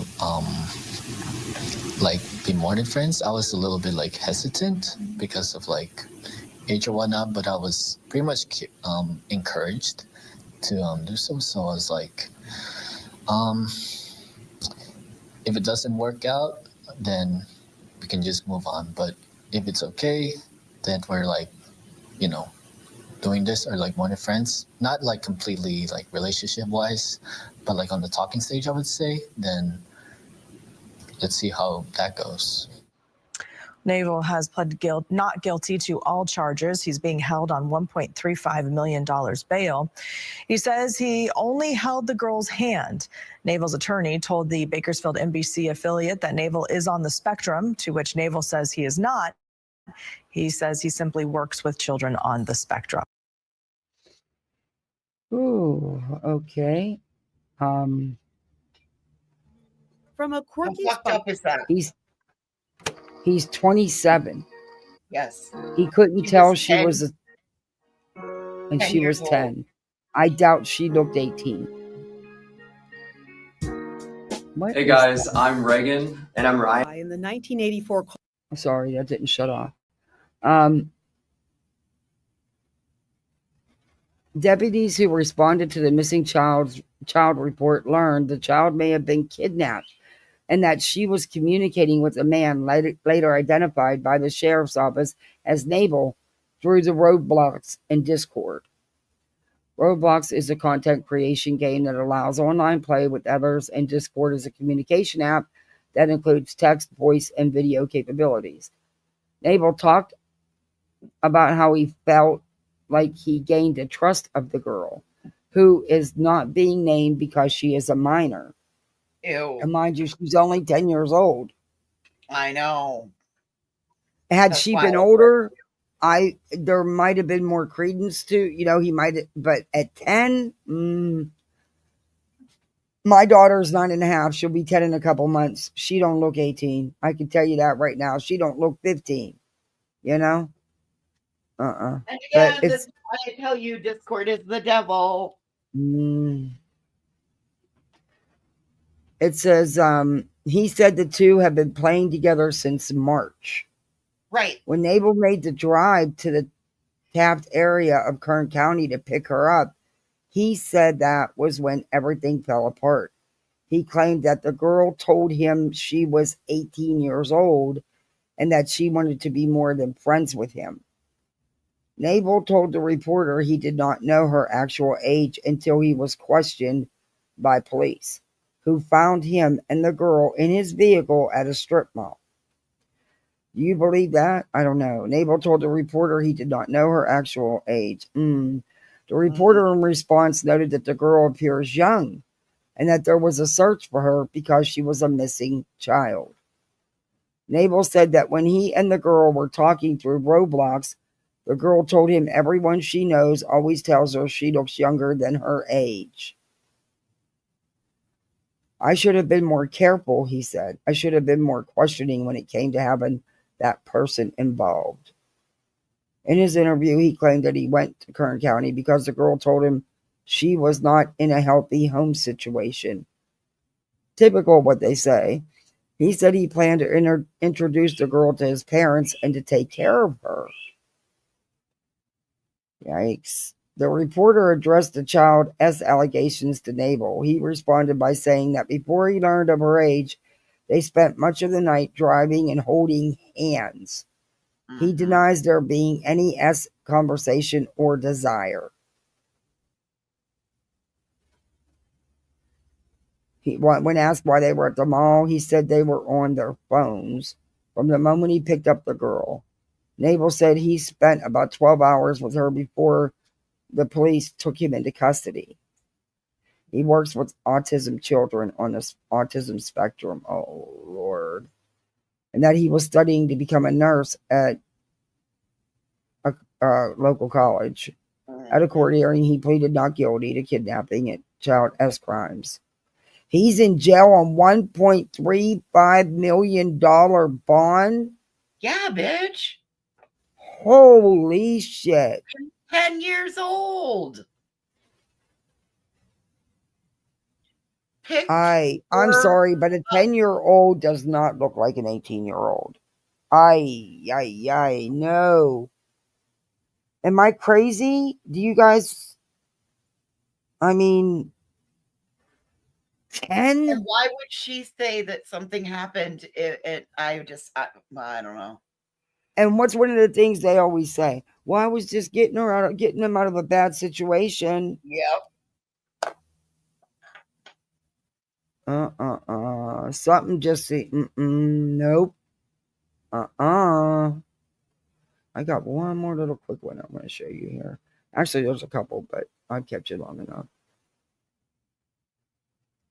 Parents killed baby girl by rubbing alcohol on her gums. TikTok mom stabbed her daughter 20 times. What is... Fisherman arrested after disturbing video emerges. Ugh.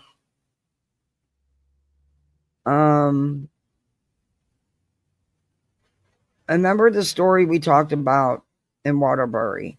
The dude that was yeah, I sent you his statement.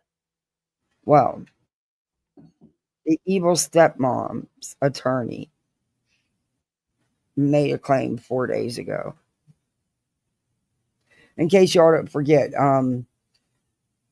he was the grown, and I'm guessing some type of disability, that was allegedly kept a captive in his home and by his evil stepmother and abused. In the eye have been adamant she's done nothing wrong. We've had discussions regarding the dynamics of the house, the conversations she had with him, and she's been consistent. She's been clear. She's been unwavering. We're going one-on-one with the attorney standing by the side of a woman who's accused of holding her stepson captive for 20 years inside their Waterbury, Connecticut home. What he says about whether she would take the stand in her own defense. What do you have to say for yourself? You know what you did. Kimberly Sullivan's 32-year-old stepson weighed 68 pounds when he was rescued from a fire inside their house in February. The chief of police said this case is the worst treatment of humanity he has witnessed in more than 3 decades in law enforcement. Now, remember, he set the fire so he could get free. Hey, Marcia. You'll hear, though, why Sullivan's attorney says his client is innocent and that there is more to this story, including medical records and witnesses who at trial could back Kimberly Sullivan up. We're on the case presented by Law and Crime. I'm Chris Stewart. I just spoke with the attorney for Kimberly Sullivan. He has been an outspoken supporter of a woman who is facing allegations that even the judge said in court, quote, are the most troubling I've seen during my tenure as a judge. Come on, come down, come down. Who else is in the house? Who else is in here? My stepson is in here. How many other people? That's it. I have 2 cats. Everybody's out? Yeah. But your stepson's still inside? Yeah, he's right here. Okay, Yeah. come down the road. Come on. It's not safe to stay here. Come on.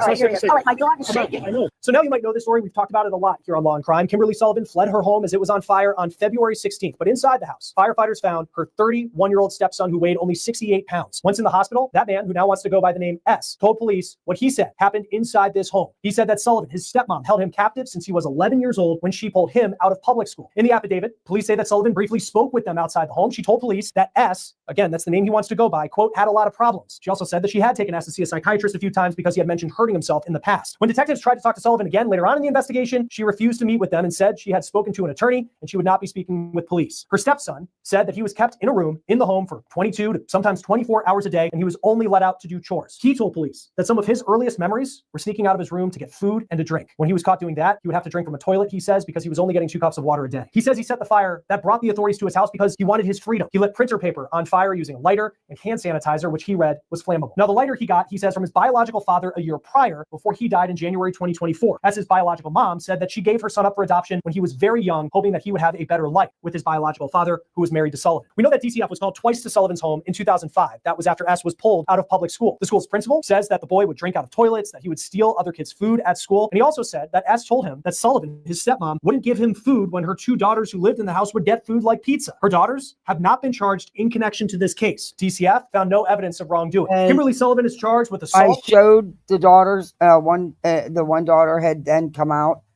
Both are denying any of this, of course. Kidnapping and unlawful restraint. She pleaded not guilty, and her attorney has said that she was shocked to learn that she was being accused in this crime and to learn what was being alleged against her. He's 31 years old. He weighs 68 pounds. Think about that. He has also repeatedly said that she's innocent. That attorney is Ionis Kaloidis. I spoke with him a short time ago. I want to take a moment and thank Morgan & Morgan for sponsoring today's History of Winning. Jess, Florida, 5, 8 easy clicks, QR code. Released a statement saying that he is getting stronger as he recovers. And quote, I am a survivor of more than 20 years of captivity and domestic abuse. I was held prisoner in my home from the time I was taken out of the 4th grade at age 11 until 2 months ago at the age of 31, when I purposely set a fire that helped set me free. A GoFundMe has raised more than $300,000 for him at the time of this recording. Joining us now is Kimberly Sullivan's defense attorney, Ionis Kaloidis. Thank you, sir, for taking the time to be with us today. One question I do have out of the gate. I know you filed a motion earlier this week for your client to get her cell phone back. What's the status of that? We anticipate that will be granted. It was going to be done on the papers. I'm just waiting for the paperwork back, and she should get that back either this week or early next week. And as we look at this case, I know as we've been watching your statements outside of court and your statements in court that you've been frustrated with some of the media coverage. I know that you have. You know what? She's damn lucky. Just the vibe I get from this attorney is he's all business and he ain't playing. She may have herself a really good attorney there. Said that your client is innocent, that she is shocked of these allegations, and that there's a lot more to this story than what we've been hearing from the police. But why should people not trust the words of your client's stepson? Well, so right now, those are just one person's allegations. And what I can tell you, having done this more than 20 years now, is a lot of times these allegations fall apart. There are problems with the story. And unfortunately, I can't get into all those details now because a lot of this is ultimately going to come out at trial when certain people take the stand through cross-examination, through the introduction of our testimony from our witnesses and our experts that we anticipate. What I can tell you is I've had extensive conversations with my client, and she disputes the claims. She says it didn't happen. And, so I understand the whole world wants to believe the claims that are being made by her accuser, but I think those claims need to be examined critically. It's not enough to say, I was locked in a room. Look, there's a lock on the outside of the door, and then nothing more. And that's what we're really going to do throughout this process and at the time of trial. And I know that you've said the fact that he was 68 pounds when firefighters took him out of the home, that doesn't prove that there was abuse inside of the home. But what was your client's reaction when she heard that that's what he weighed? I can't get into too much about what she said. She didn't know his exact weight. But 68 pounds? He's always been very thin. And some of the records that we've started receiving are painting the records from the Department of Children and Families from an investigation that occurred when he was 4 years old, an investigation that occurred when he was 8 years old, an investigation that occurred when he was 12 years old. His weight, height and weight are cited throughout those reports. He was underweight throughout that period of time. However, he was cleared by his pediatrician. That is contained in the records. The pediatrician cleared the family with respect to any weight issues, and so did the Department of Children and Families. Multiple times. Do you have the pediatrician's name? I do. And are they prepared to testify on your client's behalf at trial? If this were at this point, I haven't spoken to that pediatrician. I honestly don't even know if he's alive. This is something that was recently within the last think I've had these records maybe a week. So, I mean, there's still stuff that's coming in. And that's why I'm urging people not to rush to judgment, because the more discovery that we get in, the more problems we see with the state's case, the more areas that we are going to be able to investigate and uncover holes. So that's why I'm urging people not to rush to judgment, because the more information. And, you know, he is right. People do that. However, 68 pounds at 31 years old?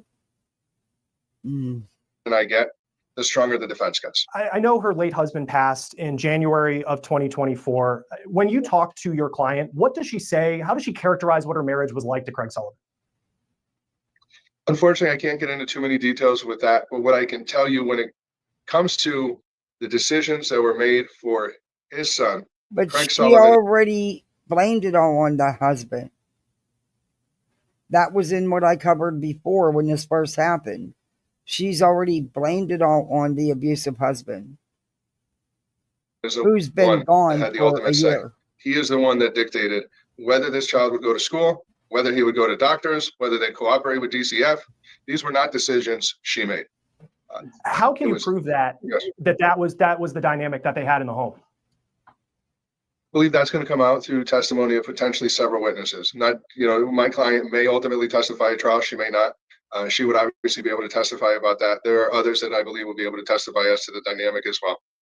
His former, the stepson S, which is the name he wants to go by, his former principal gave an interview to NBC Connecticut, and he talked about multiple instances where, in his view, S was drinking out of the toilet. He would steal other kids' food. He would talk about his mom buying pizza for her 2 adult daughters, his stepmom, your client, and he wouldn't be allowed to eat that. And then he, in multiple parts of that interview, talked about having conversations with your client, but not with Craig Sullivan, the father, which would suggest to someone looking at that she was an active parent in her stepson's life. Yeah, so I mean, I think given their work hours, she was probably the one that was more available, probably the one going to the school, probably being the front person, but she was not the one making the decisions.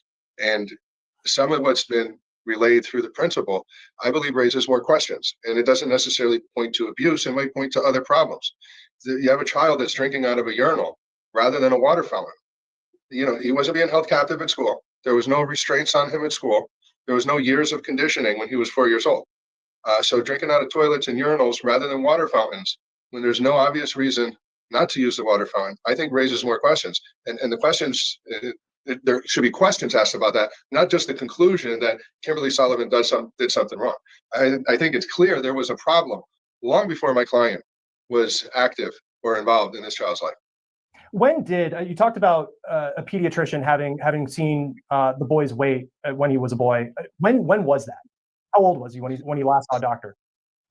I can't tell you as far as last saw. I can tell you that the records I saw with respect to DCF, where DCF did communicate with the doctor, and the doctor addressed any concerns regarding weight. I know I've seen records for 4 years old, 8 years old, and I believe 12 years old. Did Kimberly Sullivan take him to a doctor he was a minor until he was 18 years old. Did she take him to a doctor at any point from when he was taken out of school until he was legally an adult? I don't know specifically during that time whether there was trips or there weren't trips. But again, during that time, those were decisions that were not being made by her. Looking at her, I think of the last court appearance that Kimberly Sullivan had, and the state said that their case became stronger because several witnesses have come forward. And there was one witness they talked about, they said was a friend of Kimberly Sullivan for 21 years. She was never allowed in the house, and Kimberly Sullivan never talked about her stepson. What does your client say about that? So there's going to be a lot of people that are going to come out of the word work. And there's a lot of people that are going to rush to say something bad about her to get their time in the spotlight. Unfortunately, we do have to deal with those people and the claims that they are making. But interesting, what that person is not saying is that they ever saw any restraint, that they ever saw anyone held in captivity. There are plenty of families that have very different dynamics. There are families where and hoarders don't often allow people in their house. They don't let people in their house. I don't know what the deal is here. All I know is this person was 31. Now he's 32, weighing 61 pounds or 68 pounds. I don't know. I need to hear more.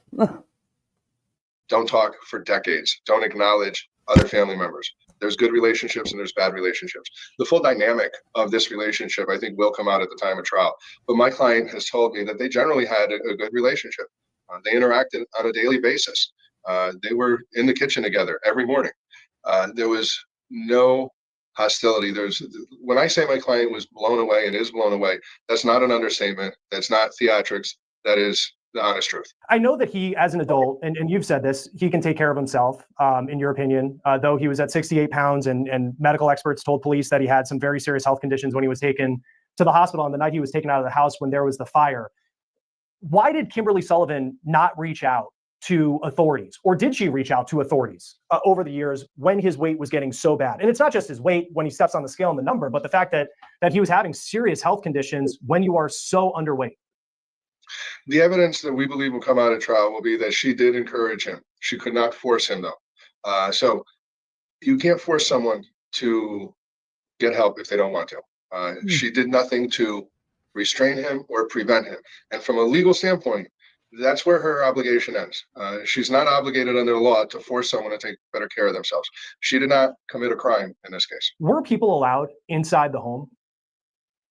I believe there will be testimony that there were people inside the home at times. I have no reason to believe that anyone was prevented. Does Kimberly Sullivan have any pictures of her and her stepson over the years from the time that he was taken out of school to 32 years old, 33 years old as he is now? So we are going through some of the pictures that were found in the home. That's something that'll probably come out at the time of trial as well.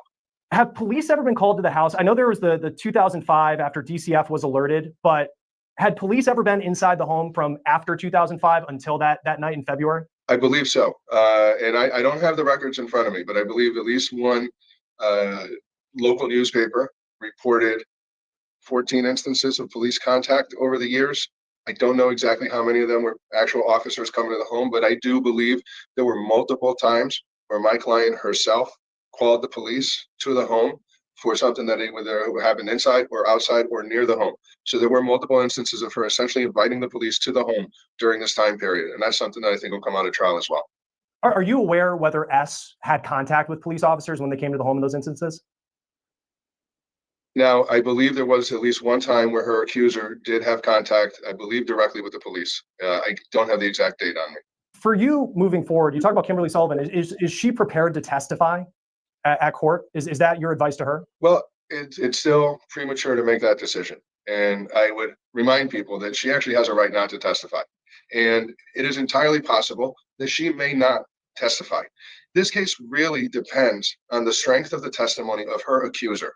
And if her accuser cannot testify credibly, this case ends. She may never have to take the stand. We may never get to that point. And that's what we anticipate will happen. However, if she chooses to testify, it's ultimately going to be her decision. She does want her voice to be heard, so it's entirely possible that she will. But that is something that's really. So what do you guys think? Need more info? I don't know what to think. I mean, look at the Rudy Farias case. Then they turned around, they got content creators to pass along the crap that there was all this abuse, and I don't know what to think here. There's just some red flags for me. I mean, 31, almost 32-year-old man weighing 68 pounds. And she did right away blame it on the dad who's been gone for over a year. So I don't know. Definitely needs more. Yeah, this is wild. Really a decision that ultimately is sometimes made at the time or right in the middle of the trial. Obviously, you prepare for it, but a lot's going to depend on the state's case and how the evidence goes. I know you've been frustrated with the pictures that were released by Waterbury police showing the inside of the home that I know we noted was after there was smoke damage from the fire inside. But how do you explain the locks that were on the outside of the door? And I know you said that they were there before she moved into the house. It looks like an older home. How can you prove that those locks were there prior to Kimberly Sullivan living in that house on Blake Street? The way a lot is going to be proven in this case through the testimony of witnesses. It may be through her testimony. It may be through the testimony of other witnesses. I think the bigger issue is how is the state going to prove that those locks were actually used? How is the state going to prove that those locks were engaged during a time where my client is charged and where this individual was unable to get out? I've reviewed the discovery and I have yet to see that. When you look at pictures of the home, and a lot of the cupboards in the kitchen were closed, but I saw some cans that were there, and I believe you've said that there was food in the house. Is that correct? That there was food in the kitchen? I know there was like a K-cup machine, and I just wonder, knowing that he was as light as he was, police had said, the medical staff at St. Mary's in Waterbury said that he was severely malnourished, he was near starvation. What stops someone who's 68 pounds and in that condition from going downstairs and getting something to eat? We have no idea. That's a good question, and that's something that he's going to have to answer. My client's made clear he was not locked in his room. He was not prevented from going in the kitchen. He was not prevented from going in that refrigerator or in those cupboards. And I don't have all the pictures in front of me, but there's pictures of that fridge full of food, and there's no locks on the fridge. And my client has made clear that he had access to all of that. I know she has 2 adult daughters who lived in the home. S says that they were aware of his, what he alleges was happening inside of the house. Are they cooperating with your defense as you build it? Of course. So out of respect for their privacy, because their lives have been turned upside down, I really don't want to get into too much with respect to where they are. Well, they've released statements and interviews, and the one says that none of it ever happened. I believe they lived relatively normal lives prior to this, and their lives have been turned upside down as well. So out of respect for their privacy, I don't intend to get into anything about them. What type of access are you expecting to get to the alleged victim in this case? No, that waits to be seen. Usually a defense does not get any access. In Connecticut, we don't have the right to take depositions in criminal cases like you don't get to in most states. We do anticipate getting records, medical records, any other records that might be out there, provided we have an appropriate legal basis to pursue them. As far as access to the individual himself, by way of, if you're suggesting like a medical test or an expert to examine, that's something we are going to consider. That's something that, if appropriate, we will seek. It's still a little early right now. I think the first step is actually taking a look at some of the medical records and seeing what the claims are, or the conditions were at the time that he was initially taken to the hospital. I know you, I have the response here to S's statement that he made through an organization in the last couple of weeks, talking about, it doesn't specifically mention your client, but you start with a statement I think a lot of people would agree with. The worst thing that can happen to a human being in this life is to be victim of a heinous crime. Nearly its equivalent is the horror of being falsely accused. But then you say the accuser's public narrative put forth by his handlers. What did you mean by that? Well, clearly there's people that have surrounded him. Clearly there's people that have agendas. And I think that was evident in the statement. I know you've been worried about, because of the news coverage, whether your client can get a fair trial. How likely is it you try to move this case out of Waterbury? So I think that's what everyone anticipates, and that's kind of the gut reaction to this. And I think that may be appropriate. But that would be pretty standard. So what do you guys think about this? I don't know about, I think he didn't answer a lot of questions because he really can't, honestly. He can't. Okay, I'm looking for, who was it now? Okay. I don't know. That's a whole mess. I don't know what's going to come of it. And he just keeps talking about what, they can't, he can't divulge a lot. Trials way off. But I don't know. I just have a lot of questions because it just, I don't know. Unfortunately, we've seen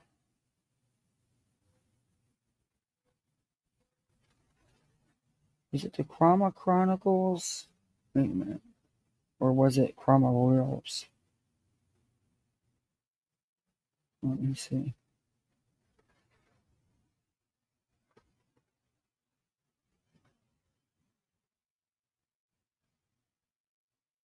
No, it's the other one. Okay.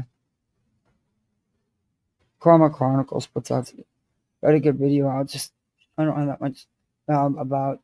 Puts out a lot of good videos too. I'm looking for the other one.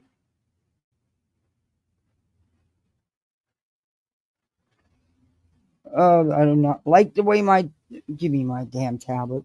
I don't like the way this does my subscriptions. It doesn't let me find what I'm looking for. Chroma rules, that's what I'm looking for.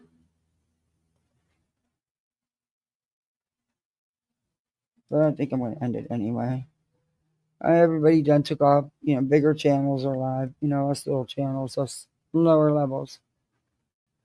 I am thankful for my misfits.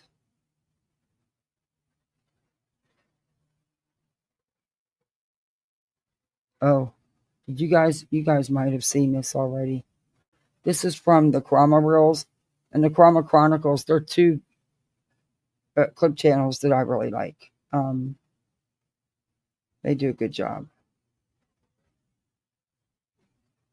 Okay. I gotta fast forward to the music though. Just hold on. All right. What you got? The non-factual corrections, mandatory. Oh yeah. So somebody ran it. Oh, I thought this was going to be the scheme thing. They're not even in Philadelphia, Pennsylvania. You fucking fraudsters. You're in the county, you bitches. Shut the fuck up. Sorry. This is their updated reward disclaimer. Arrow for immediate release. They're so lame. This is Why about don't their American American? at night media and them's. They increased the reward, right? Which don't exist, but in my opinion. And this is the updated disclaimer from One World Corp.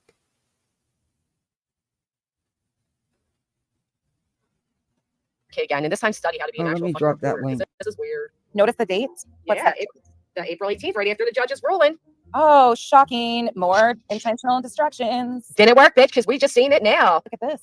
Ad Night operates under Pennsylvania registration and is in the process of legal incorporation in Delaware. Reward disbursements are deferred for 16 months following sentencing. 5 years following sentencing, unless the board grants in extraordinary circumstances.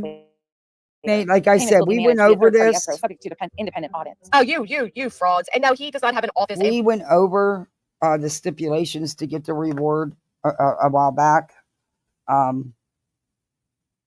It's damn near impossible. I don't believe the reward even exists, but it's damn near impossible for anyone to ever collect it. And there's the link to this video. Fast forward a little bit. War scale in history. What? The fuck? Look how quick that he was given a portion of the funds he raised for his meet and greet to Sebastian. Where's that escrow for that? Did they ever set up that thing? Where's that money, dog? Well, look at this too. $47,000. So when these people are out here saying that the reward is $447,000 for Sebastian, that's a blatant lie. And it says so right here because look at that. It says $47,000 of that is for information resulting in the confirmed live recovery of Summer Moon Utah well. Remember, we went over this, but give the Chroma Reels a view. I'll let you go over there and finish that video. Also, the Chroma Chronicles, they do great work. Oh, wait, there is something I wanted to show you. Oh, wait a minute. No, I want to show you this. I know I don't have that many of y'all here, but this is worth me playing. I get it, in my opinion, anyway. Okay. No, I don't want that. Okay. This is wild. I don't think it's a wrong one too. Why are they all so long?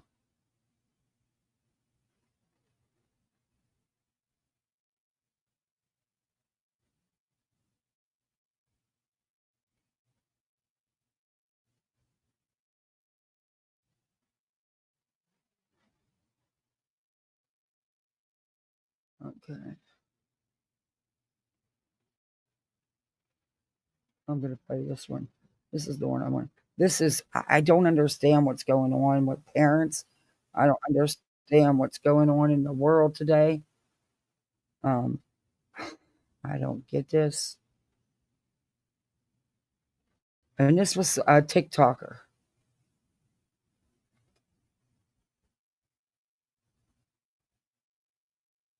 Supposed to be a daughter's first best friend. Someone you play dress up with, braid hair with, and giggle with. But in one Florida neighborhood, that bond was possibly shattered in the most unthinkable way. Police say 27-year-old Roshan Gatlin didn't just betray that sacred role, she allegedly tried to end her 3-year-old daughter's life. Investigators allege Gatlin stabbed the toddler more than 20 times. Now, instead of bedtime stories and lullabies, this child is recovering in a hospital bed, and her mother is sitting behind bars charged with her attempted murder. I'm Kennedy Walker, and I'll walk you through the details. On TikTok, Roshan Gatlin and her daughter appeared inseparable. In this video circulating online, the two are seen dancing, singing, and playing together. Law and Crime blurred the little girl's face for privacy. The child is just 3 years old. But weeks after those videos were posted, the mother behind them was arrested. According to the Palm Beach County Sheriff's Office, the alleged attack happened on April 21st, 2025. In court documents obtained by WPBF News, deputies were called to the family's home that afternoon. The person who called 911, the little girl's father. He allegedly told the officer that Roshan Gatlin had stabbed their daughter repeatedly, and he didn't just say it, he reportedly showed them. According to police reports, the father provided home surveillance footage that appeared to capture the moments leading up to the incident. In one video, investigators say a woman, identified by law enforcement as Gatlin, walked into the kitchen and exits holding what appears to be a knife. In another clip, police say she's seen taking her daughter by the hand, leading her towards a hallway. That little girl was reportedly stabbed more than 20 times. The wounds were on her torso and right arm. First responders rushed the child to a nearby hospital. She is expected to survive with no life-threatening injuries. But trauma. God, thankfully she's going to be okay physically, but emotionally. Yeah, that reward is a joke.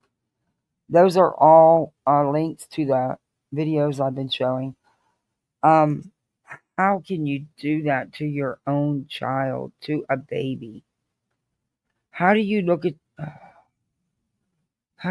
them in the face and do that? I don't get it. Trauma remains. A body that should be covered in glitter and princess dresses is now permanently marked by something else. Scars, physical and emotional, that will tell a story she's far too young to understand. Investigators have not said what led up to the alleged attack or where the child's father was at the time the stabbing reportedly happened. Roshan Gatlin was arrested and charged with attempted first-degree murder. She appeared in court the next day. According to WPEC News, that's when a judge moved forward with a Baker Act court order. That law, also called the Florida Mental Health Act, allows someone to be taken into custody and held up for 72 hours if they're believed to have a mental illness and pose a serious threat to themselves or others. According to WPEC, that judge said, quote, when someone stabs their child 20 times and there's voices in their head, it cries out Baker Act. It's unclear how long Gatlin may have been experiencing these alleged symptoms or whether she has a formal diagnosis. The judge ordered Gatlin is not allowed to have any contact with minor children or with any witnesses involved in the case. As for her daughter, she's recovering and is expected to be released from the hospital when she's healed. And joining me to talk more about this case is legal expert Melba Pearson. Melba, thank you so much for coming on. What a sad and tragic story. Let's just jump right in. In this case, the judge is seeking to utilize the Baker Act, which is a Florida law to initiate an involuntary psychiatric examination of a 72-hour hold. Walk us through the process. How would it go? Is it often used in violent crime cases? Yes. Here in Florida, it is. Don't need her to answer. I live here. It's a 72-hour psych eval. And yes, it's needed, especially in a case like this. Yeah, so again... No, the baby didn't. The baby's okay. Physically, she's going to be okay. She's going to have scars, but she's due to be discharged from the hospital. I don't know if she's going into foster care or if she's going into relative care. That poor child. I mean, wow. That baby's got a rough road ahead.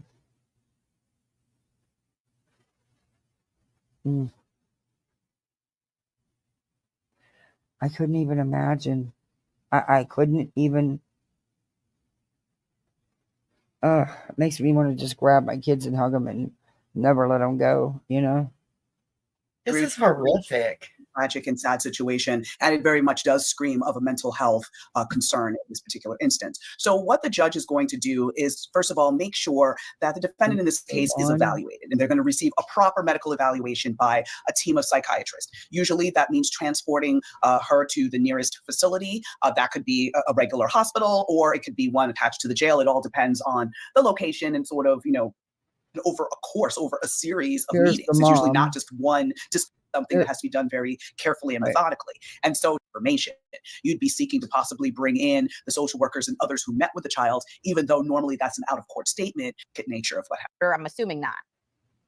That is going to be a very difficult road ahead if she were to try and do that. Again, it's all going to depend on what happens in this case and if she can assure the courts involved. Already doing the groundwork to try to use the psychiatric defense.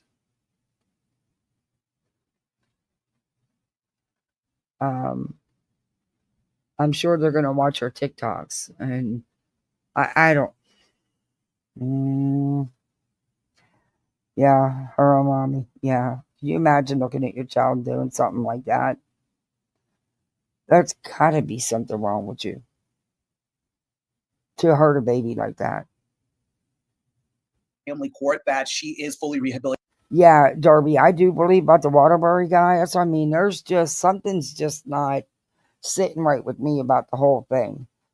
But I would not be surprised at all to find out that the allegations of abuse are actually true. I mean,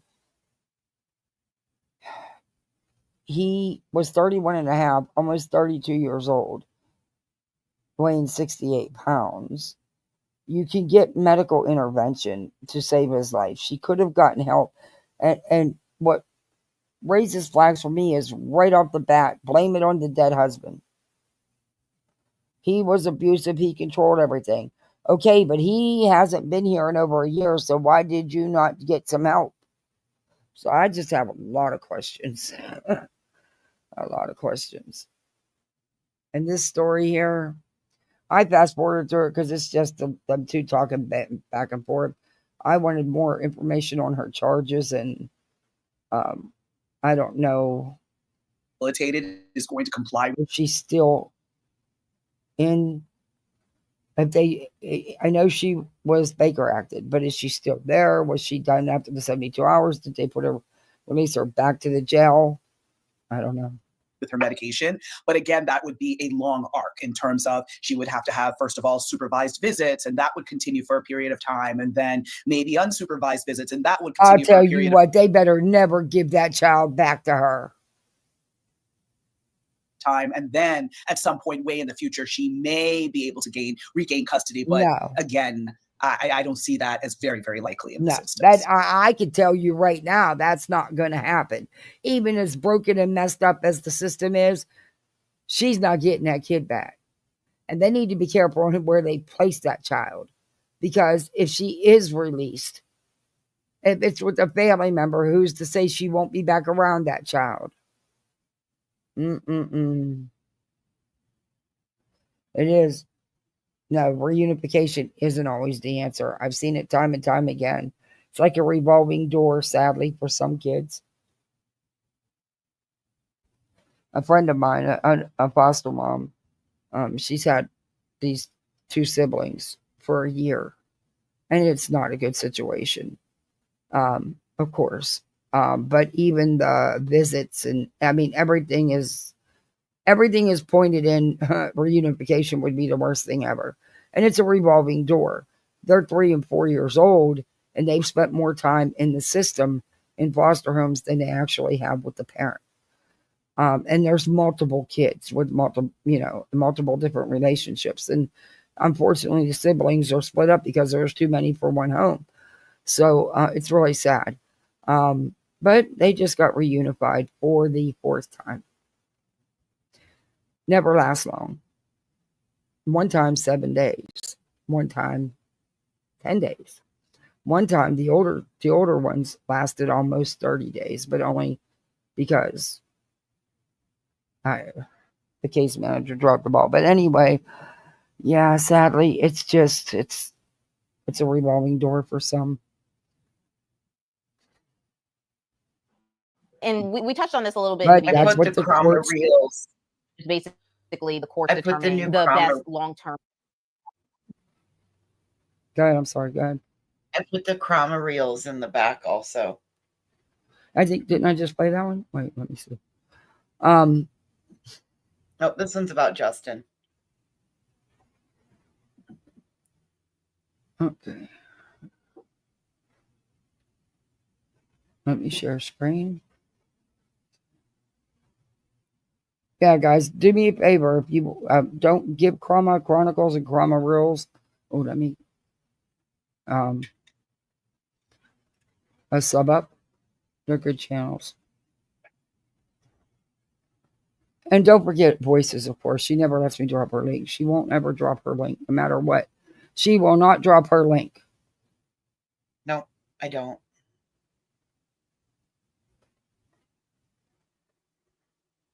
Oh, I put it in back chat instead of comments. Oh, Lord. Again, here's the Chroma girls. Okay, this is their new video. Oh, this is, yeah. Oh, no. Stop sharing. You shared the wrong one, Kath. Why'd you do that? Okay. Okay, it should share now. No, it didn't. Jesus.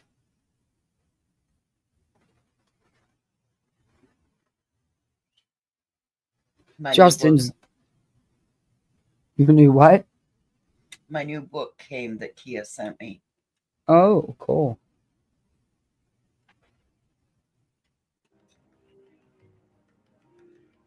There is a $50,000 reward to help find him. Sebastian Rogers was about 5'5" when he was last seen. Edgar, you had them not say the at night reward as well. Why didn't you have them say that reward? Now, I'll be honest with you, I'm not the biggest fans of at night. I'm not the biggest. Because it's not a legit reward. The only legit reward is the up to $50K put out by the FBI. The at night is a clown joke. It is not legit. Don't believe it. Don't trust it. Fans of them. However, regardless, it's not about being the biggest fans or anything. That reward is significant. And if that reward it doesn't exist. What is going on with his hair? I think the monkey pulled out too many of his hair plugs. And I'm wondering, like, why has he got, like, Betty color going on?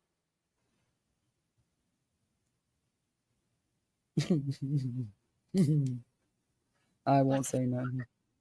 And Sebastian was found. Then let the pieces fall where they may. But it's a big ass incentive. Why wouldn't you? Why wouldn't you? Why? That's a huge ass reward. Why wouldn't you want someone to say a reward is 500? Maybe because said reward doesn't exist. Did you ever think of that? Or did you read the joke? The requirements to get the reward? It's a fucking shit show joke. And where's the account? Prove to me where that $500,000 is. Show me what account there is $500,000 cash sitting in. Show it. That you can't. $1,000.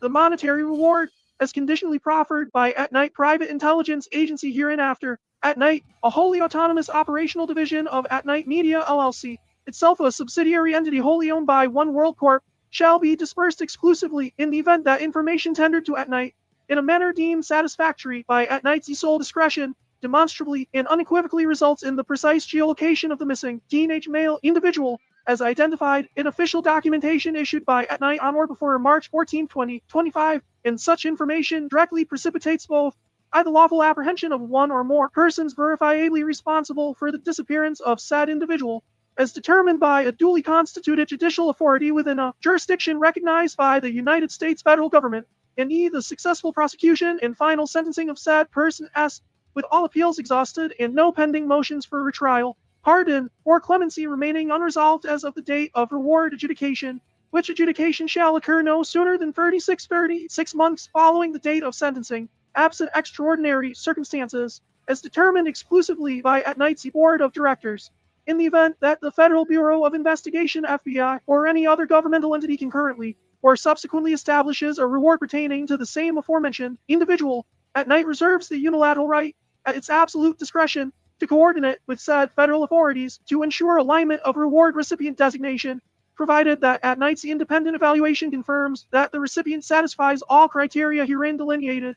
Notwithstanding the foregoing, At Night retains the irrevocable prerogative to disperse its stipulated reward of $50,000 United States dollars, $50,000, payable in a single lump sum via certified instrument, independently of any federal action, if and only if the qualifying information is submitted directly to At Night through proprietary channels designated by At Night in writing no less than 90 days. Okay, are you guys getting all this? I don't know how many of you are here or were here when I went over some of the restrictions before or some of the requirements for it. It's a fucking joke. It's never going to happen.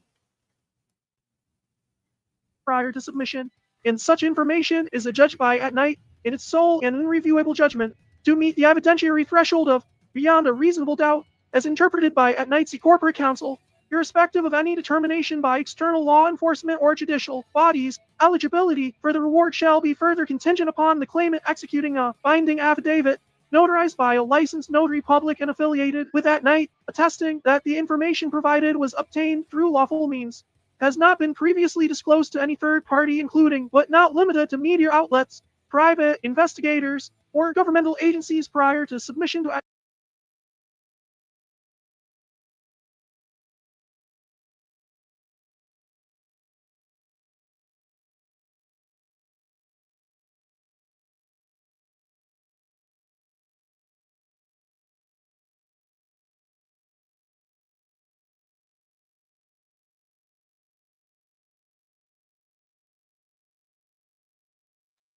That's at a night lot of and fine remains print. untainted by any material.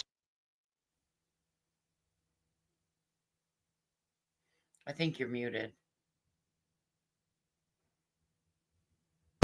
We went over it one night. We were laughing our asses over it. We were like, what the hell? No one's going to get that. It's because it doesn't even exist. He pisses me off so much calling Katie and Chris. Yeah, I know. He's an asshole. Hey, Liverpool Linda. So why isn't he calling Seth's out for not making them mention the reward? Exactly. But it just goes on and on, all these stipulations, requirements you have to meet. And then I think it's 5 or 6 years after the person is convicted and exhausted all appeals, then you could possibly get it. But in the paperwork, it says $47,000, not $500,000. Or misrepresentation, as determined through forensic analysis conducted by an independent third-party contractor selected by at night at the claimant's expense. Should any portion of the information be found duplicative of data independently obtained by at night or its affiliates prior to submission, or should the claimant fail to provide biometric verification of identity. Okay, you guys get the gist of it. Please go over to Chroma Reels and give them a view to hear the end of it. But it just goes on and on about how you've got to, like I said, if it was legit, they made it damn near impossible for anybody to collect it. It doesn't exist. Show me an account with $500,000 cash in it. They can't do that. In fact, I was reviewing Dog's one interview, and Dog himself stated, oh, his followers will pay it. So they don't have the money. They're banking on the followers paying it.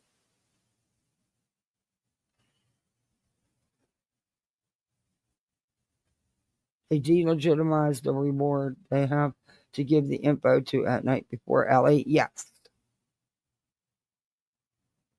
Exactly, Lisa. Exactly. But, yep. It's crazy. It's really crazy. But, yeah, I think I'm going to pop back up later tonight.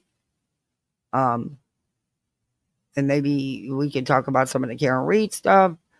But, yeah, I think I'm going to pop back up later tonight. Why not?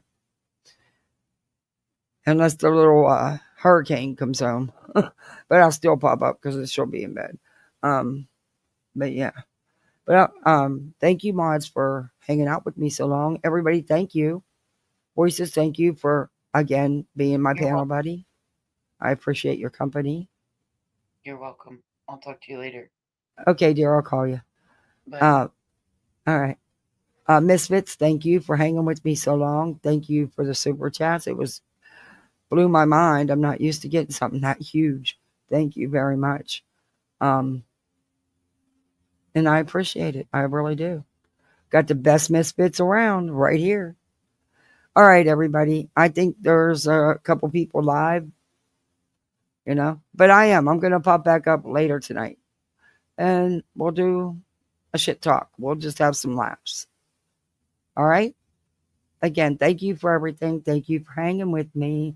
Let me know what you think in the comments. All that YouTube stuff. All right. Later, misfits. See ya.